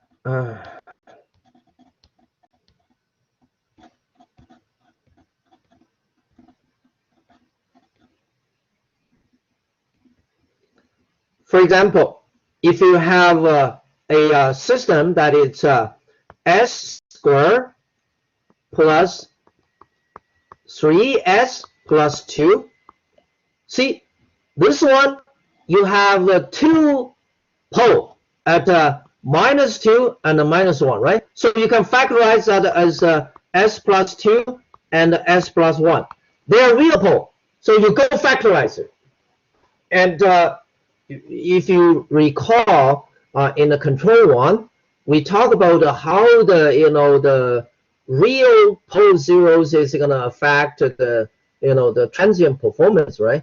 So if you remember that, I said that the real pole actually it's just if you look at that, if you might think this is a second system, but because it has two real pole, so you can use a partial fraction extension, okay, and to factorize it into a superposition of two first order system. So the behavior of this system, even if it is a second order, it is similar to the first order system instead of similar to the second order system like this, okay? Because you don't have the complex conjugated pole, okay? So you have a real pole, it works like a first order system. That's why we factorize them out. But we stop, right? We stop at what? At the complex pole. So if you do have a complex pole, do not factorize it anymore. Why? Because that's exactly what we discussed here for the second order system. Okay, for the standard second order system setup here, right? Okay, so we have the knowledge of a second order system with a pair of complex conjugated poles frequency response. Let's use it. Let's use it. Okay. Okay. So now here the principle is here, very clear, right? If you have a real pole or zero, go factorize it. Treat it like a first order system. Okay. Treat it like a first order system. Okay. But if you have a complex conjugated pole, do not factorize it. Leave it as it is. Okay. Do not factorize it. Leave it as it is. Okay. Because then use the second order system frequency response to describe it. Okay. So based on that principle, so you can see that this system is so complicated, but I can conduct a factorization. See, I can factorize k over omega n squared. You know why I have the omega n squared here? Because the original system, they don't have the omega n squared. Why I have the omega n squared here? Because I want to make the standard factor here out, right? See, this is what I'm saying. You know, if the gain is the numerator is not omega n squared, you can always normalize it. Okay, scale it, right? Okay. Okay. You know, so for this system, you actually factorize it into first factor is a constant gain k, right? And the second one is what? It's a first order system, but it's a numerator in no case. And the second one factor is also first order system, but it's also numerator case. and they have different kind of time constant T1 and T2. So you know that for this two first order factor, they were gonna have a different kind of a corner frequency, right? See, this guy have a corner frequency 1 over T1. This guy have a corner frequency at 1 over T2, right? You see? Okay, so the knowledge we gained, before come out, right? Okay. Okay, and so what is that? What question? Okay. Which one? What question? For the quadratic term on the bottom, to find its phase, is it a must to factor? What do you mean? Well, if it is okay, like what I said, you see, you just need to look at if the pose is a complex or the real one. If it is a real one, then you factorize them into the first order. You have to factorize it, and then use the first order's phase to describe it, right? Each factor. You see, like the case here. You have a 1, 2, 3. You have a 3 first order system here. You have to factorize it. Do not multiply these two together to become a second order system. Okay? You're gonna mislead. Okay? You're gonna mislead. Okay? So better factorize them into the first order. Okay? Because their zeros are real. Okay? Okay? You got it? You got my point? But anytime if you have a complex pose zero, do not factorize it. Okay? Do not factorize it. Yeah. If you have the complex one, you leave it as it is. Okay? Okay? Yeah. Okay. So okay. Any other question I did not answer? Yeah. Any other questions? No more question, right? Okay. Yeah. Okay. So now you can see I factorize into 1, 2, 3, 4, 5, 6. I have 6 factors. Okay. For such a kind of complicated system, I can factorize into 6 factors, individual factor. And if you look at each individual factor, do you know how to handle that? Of course. Of course, right? Okay. See, the frequency response actually is here, right? You substitute S equal to J omega n. And each factor, you know how to handle it. We talk about it. Okay. Now, because we take the 20 log and the logarithm, like what I said, and logarithm has an advantage that it turns product multiplication into additive, right? Okay. See, and this is exactly this is the advantage that I emphasized. Okay. Okay. Okay. Okay. Yeah. So then it's not surprising. You see, then you apply the 20 log to each factor here in the product, and it becomes a addition of each factor's magnitude. Is that nice? That is very nice. Okay. You actually can draw the magnitude plot for each factor individually. And then what? And then add them together. Okay? Simply add them together on the graph. You got it. You got a total, right? But you have to really be careful about the corner frequency, right? You see? You see, this is the gain. The first factor is a simple gain. Okay? The second factor is a numerator first order system. And with a corner frequency that is 1 over T1. And the second one has a corner frequency 1 over T2. They could have different kind of a corner frequency, okay? They could have a different kind of a corner frequency, okay? Okay? So it's not going to be a surprise, okay? It's not going to be a surprise, okay? Okay? So, and the third third factor here, I mean 1, 2, 3, 4, the fourth factor here is what? It's a double integrator, okay? So you know how to handle that, right? Double integrator. And the fifth one is what? It's a denominator first order system. It will also have a corner frequency, okay? Okay, the double integrator, you know that they don't have the corner frequency, okay? They don't have the integrator and the differentiator, they don't have the corner frequency, okay? They don't break, okay? The magnitude is monotone over the whole frequency range, okay? Double integrator, the frequency, the magnitude is monotonically decreasing at what slope? Minus 40 dB, right? We talk about that, right? And the phase, you know, added, provided by this factor is minus 180 degree, right? Double integrated, right? Second order system. It's a special case of the second order system, okay? So this one has a corner frequency 1 over T3. And this one is what we just talked about, it's second order system, right? So you know how to handle that. So magnitude plot, you can add them together. Now what about the phase? Yeah, the phase is naturally, you just take the value of the phase itself because it naturally add together, okay?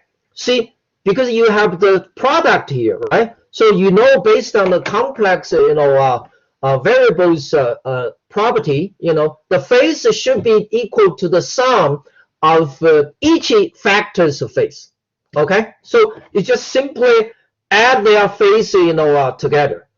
Now, like what I said, there's no way I strongly, you know, I strongly object to the use of the approximation. So you have to draw the true phase for each factor and then add them together. Very simple. No trick, no bypass, no shortcut, okay? You have to do that, right? Okay, so you just need to, you know, use MATLAB to do it, okay? Okay, so this is several examples, okay? See, this is the first example is a g of s equal to s plus 8. So this is a numerator first order system. So this is a differentiation. In other words, this is a differentiation, okay? So you can see this is you know, this is the magnitude, you know, plot, Bode magnitude plot, and the maximum error happens here is 3 dB, right? Okay, at the corner frequency, okay? The corner frequency is actually, here is actually 8. The corner frequency is equal to 8, okay? And so that's why we can use approximation, okay? But you see, this is the phase, right? See, that's exactly what I'm saying. Do you want to use this one? I don't think so. It's too much, okay? I don't think so. You know, I wouldn't agree, you know, because the true phase goes this way, okay? So if you use approximation, you're gonna miss a lot of things, okay? And every degree counts. Later when we talk about design, then you're gonna find out that every degree counts. Every degree counts, okay? Every degree counts, okay? Okay, so you just need to be careful, okay? Do not use approximation, okay? Now, yeah, this is more example. So here you can read my notes, and I don't want to go through that anymore. So it's also okay. So this is a more complicated example, okay? So you can see that this one, how many factors you have? 1, 2, 3. Okay, these two are in the denominator. But in order to convert them into a standard one, you have to, you see, you might think that the gain k here is equal to 1, but that's because the factor is not in their standard characterization, right? The standard characterization for the first order is ts plus 1. So you have to convert that, okay? You have to convert the factor expression into the standard one, okay?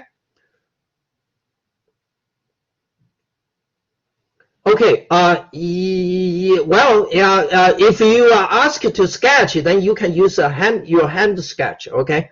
Okay, but that's just a very minor issues. Okay, okay, yeah, okay. So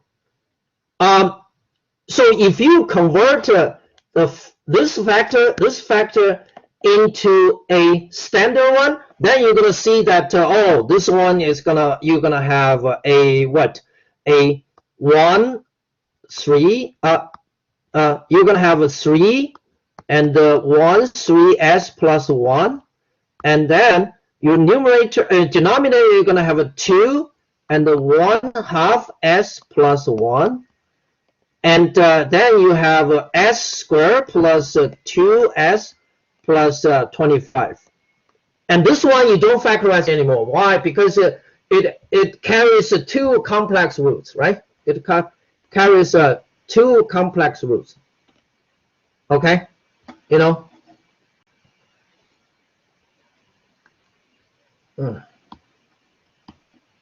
Okay. It carries 2 complex roots, so you do not factorize it anymore. But you need to make it in a standard setup. So this is the 2s25.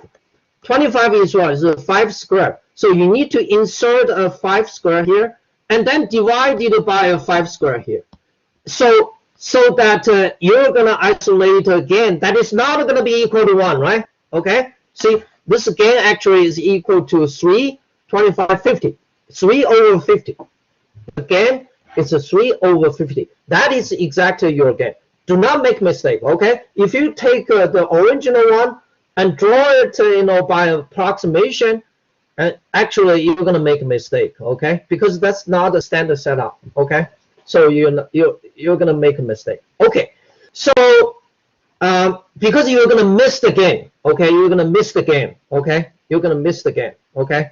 So that's a gain, okay? That's a gain. You see, you isolate. I just pulled out from the expression, okay? There's not more interpretation. It's just a simple gain, okay?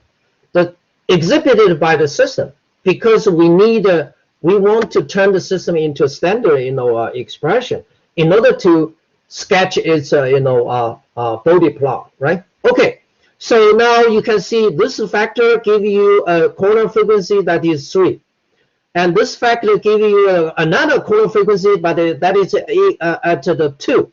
Okay, so you can see how individual.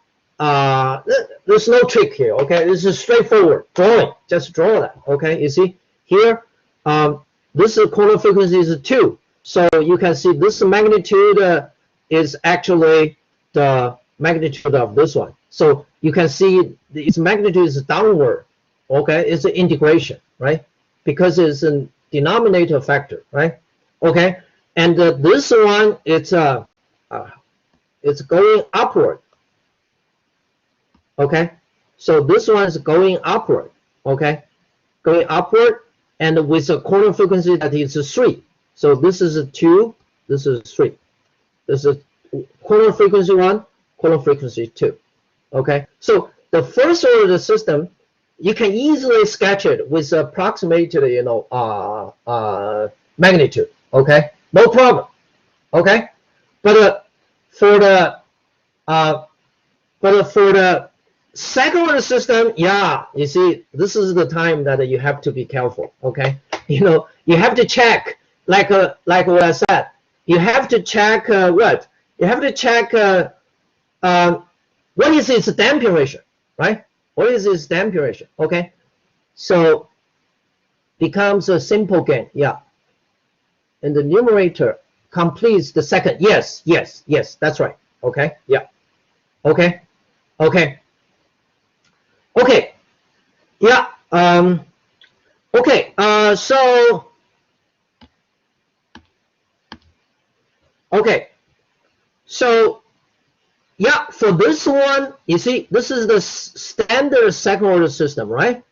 And then you have to find out what is the damping ratio, because you need to decide what is going to be the pattern around the corner frequency, omega n, right? Because you see, in this case, the omega n, oh my God, it's always moving. I don't like that.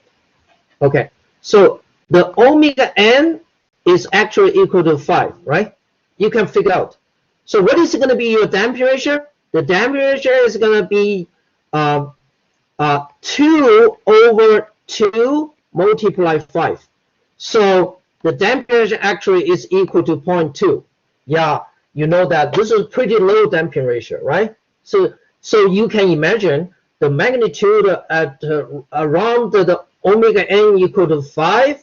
Actually, with the damping ratio value and the omega n, you can calculate what is going to be the resonance frequency, the peak frequency, where it happens, right? Based on that formula, okay? Based on that formula, okay? So basically, this one is equal to 5 multiply 1 minus 2 zeta squared, okay? So you can calculate that. You can find out where exactly the peak frequency is going to be, right? Okay, and then you're going to see the magnitude. You see, this is the second order system. So the magnitude goes this way. Okay. So you know what? You cannot use approximation. That's what I'm saying. Okay. If you use approximation, you would obtain something like that. Okay. And there's a big difference. Okay. So you have to use the real, second order plot to make the magnitude plot of the system, accurate. Okay. Yes. We apply to the second order equation, but the plot is a product of other equation as well. So how can you use omega n and zeta? Oh, you know what? When you use omega n and zeta, you are drawing that specific second order system's plot. Okay? We stick with that. This is not going to be affected by other factor. Okay? But after you draw each individual one, then you need to add them together, right? So whatever left, when you add them together, that's it. Okay? It's a straightforward math issue. You don't need to worry about that. You just need to what? You just need to make sure that each individual factor's magnitude plot is accurate. Okay? Okay? All right? Okay? Then your problem is done. Okay? Okay? See, this is two plot. You see, did you notice that in this plot, and it was trying to use the approximated plot for the second order system. You see this one? This is the approximated plot for the second order system. And if you use that, then you're gonna have a magnitude plot that is in this shape when you add them together. Okay? But this is not good. Why? Because the damping ratio is equal to 0.2, too low. So if you want to draw the accurate magnitude plot, it actually is the shape is actually like that. You see what I mean? Okay. So you just need to make sure each factors, you draw it accurately, and then add them together. You will not make mistake. You got the magnitude plot you want. Okay. Okay. So yeah, this is another factor. This is what I'm just another factor, another systems that we another example. Okay, it's a same example. It's the same. Why I have the two same example? Okay, but anyway, yeah, it's the same example. Okay. Okay.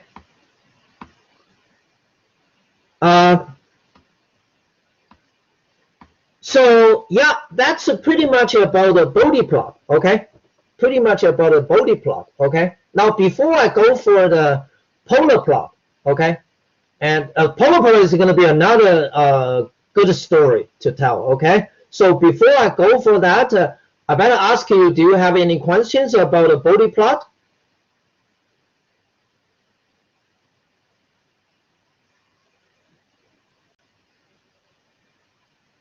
Can we rewrite the equation from the last question?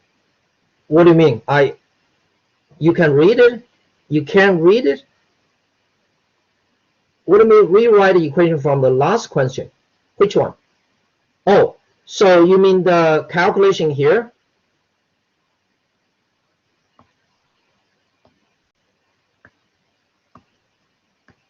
You mean the calculation here? Is that right? Well, this is basically the straightforward calculation. Okay, the straightforward calculation. Okay, and the straightforward calculation, because you see you have the you have the stack-order setup system. You see this is actually in our control one. We talk about that. Okay, in very much detail. Okay, because the stack-order system is the setup is here, right?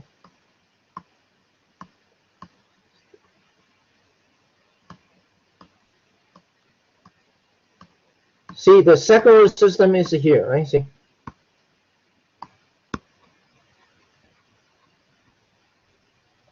See, this is the second order system, right?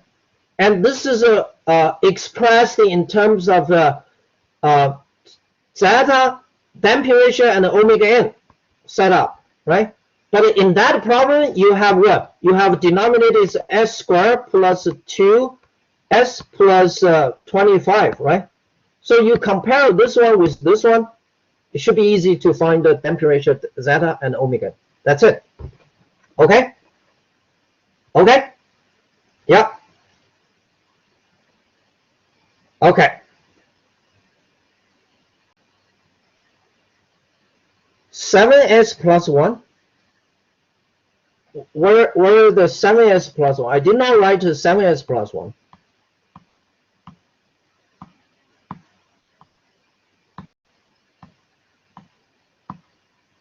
Where is the 7s plus 1?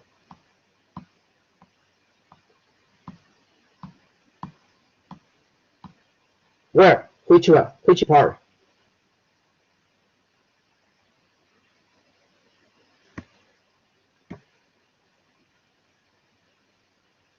Oh, that one. Oh, top right. Okay. Here? No. This is a 1/3 s plus 1. Is that one? Is this the one? Because I take the 3 out, right? I take the number 3 out. See, this is this factor, s plus 3. So I convert that into a standard one. Okay. So this is the 3. This is the TS plus 1 format, right? Okay. Okay. Yeah. Yeah. First term in front. First term in front. Which one? Left? Here? You mean here?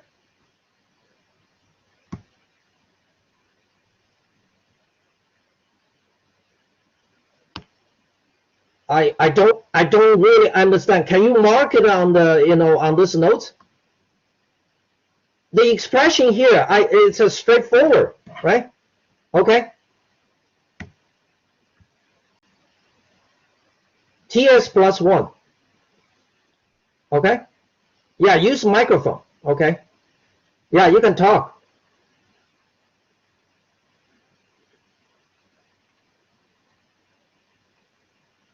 Okay. All right. Yeah. Okay. So yeah. So any other question? Yeah, when you ask questions, I think it's better to use microphone, or if you can mark, mark on the notes, from your side, okay, so that I will know what do you talk about, okay, because you talk about the left or right, okay, it's not easy to figure out, okay, yeah, okay.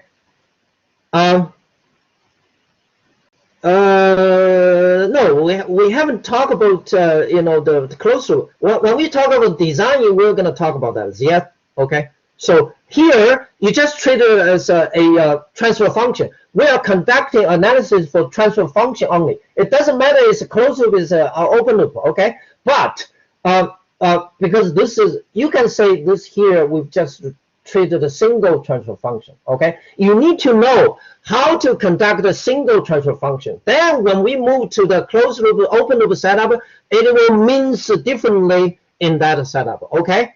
It will means differently, okay? So when we talk about the design, you're gonna see that, okay? So not at this moment, okay? At this moment, you just need to make sure that if you have a transfer function expression, you can get the correct frequency response plot down. Is that clear? Okay. Is that clear? Okay. Okay. Yeah. Okay. So yeah, you do have the access to write on the mark or to on the notes, but you cannot you know, draw something that is not relevant. Okay. Okay. If you do that, I will, you know, stop your function. Okay. But if you draw, let's say you say I want to point out where my question is, you want to, you know, write underscore. Yeah, you say, hey, my question is here. Yeah, that is allowed. That is not a problem. Okay. Do not abuse that. Okay. Any other question? No more question. Then we're gonna move to the polar plot. Okay. Okay.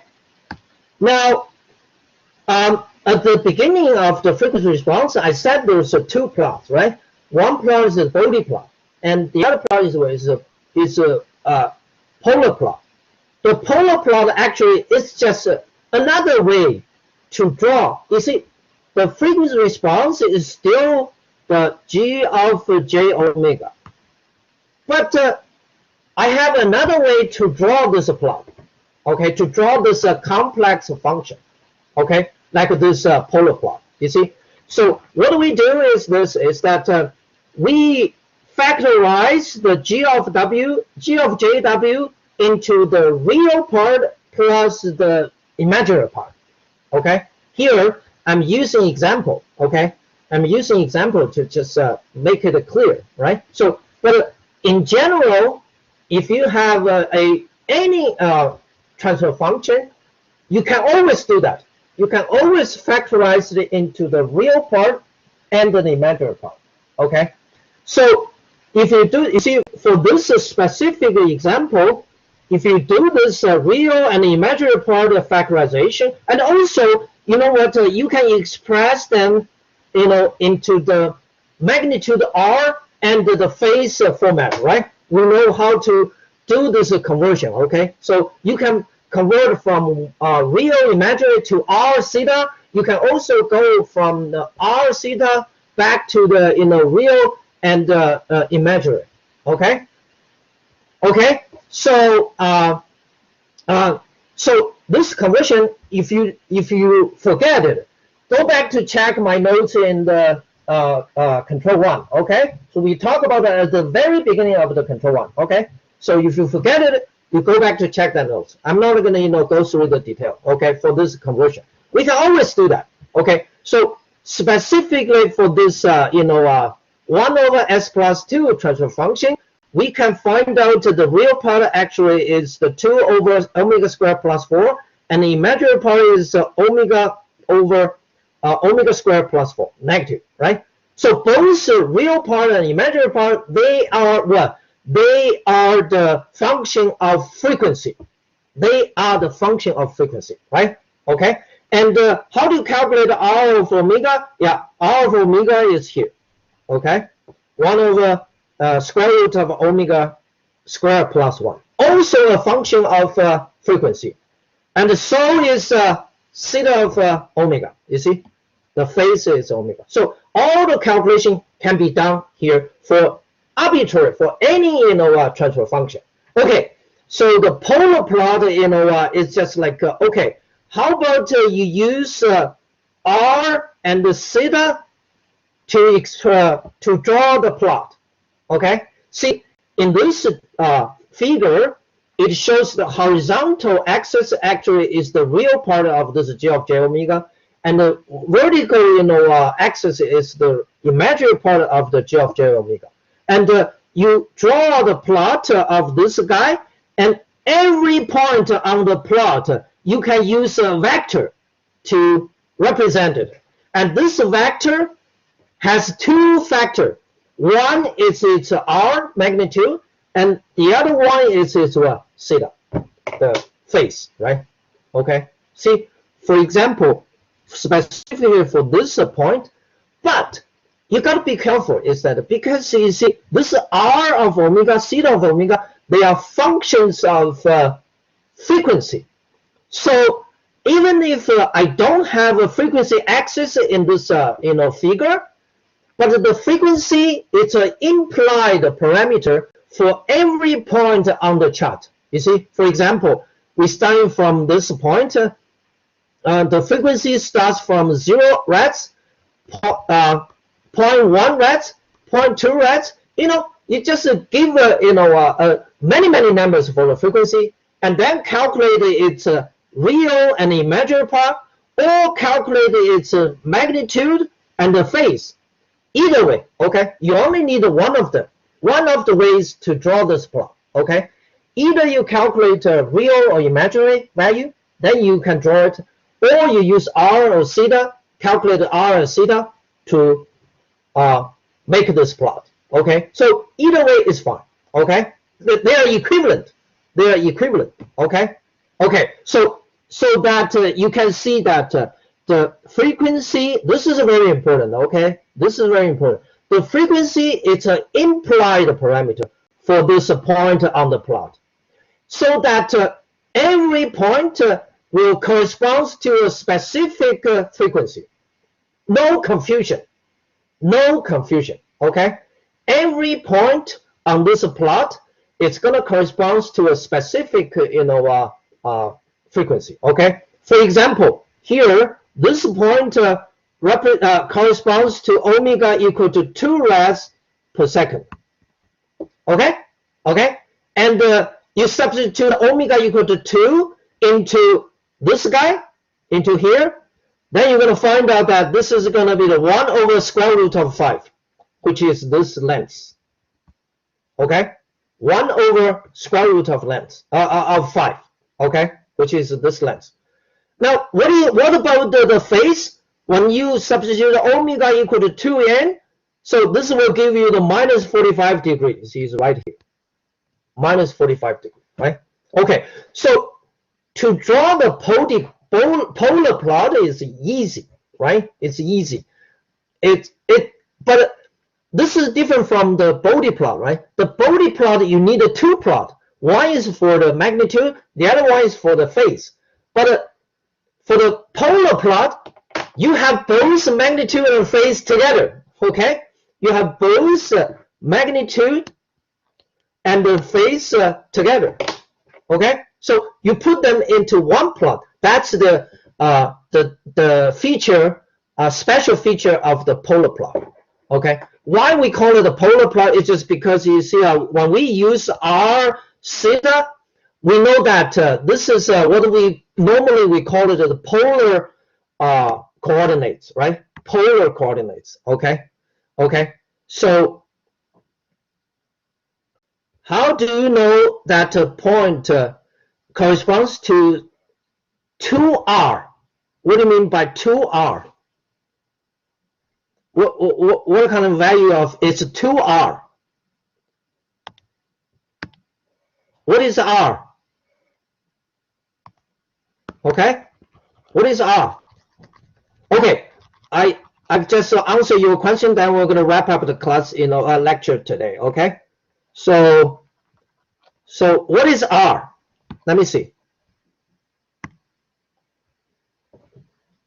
2 Reds per second. How do you know the point? Oh, this is just by the calculation, okay? See, okay, here, you gotta be careful. Here, I already draw the results, right? Suppose that you don't know that this is a plot. and you just draw it one by one point by point by point. Okay, can you do that? Yes, of course, right? You given the omega value and calculate R omega and calculate the theta omega and given omega is gonna be many omega, right? Omega 1, omega 2, many value. So you calculate it point by point and then connect them together. That's your plot. Of course, you won't do that, when you have a MATLAB. Okay, the MATLAB actually can help you draw this plot, right? Okay, so yeah, before you draw this plot, you actually don't know which point it corresponds to 2. Okay, you have to calculate it and then draw it, and then you know that, oh yeah, this point, it corresponds to the 2. This point corresponds to the 1. This point corresponds to the 0.9. You see what I mean? Okay, you got my point? Okay, yeah, okay. Yeah, is the omega coordinates of the plot always a perfect semicircle? What do you mean the omega coordinates?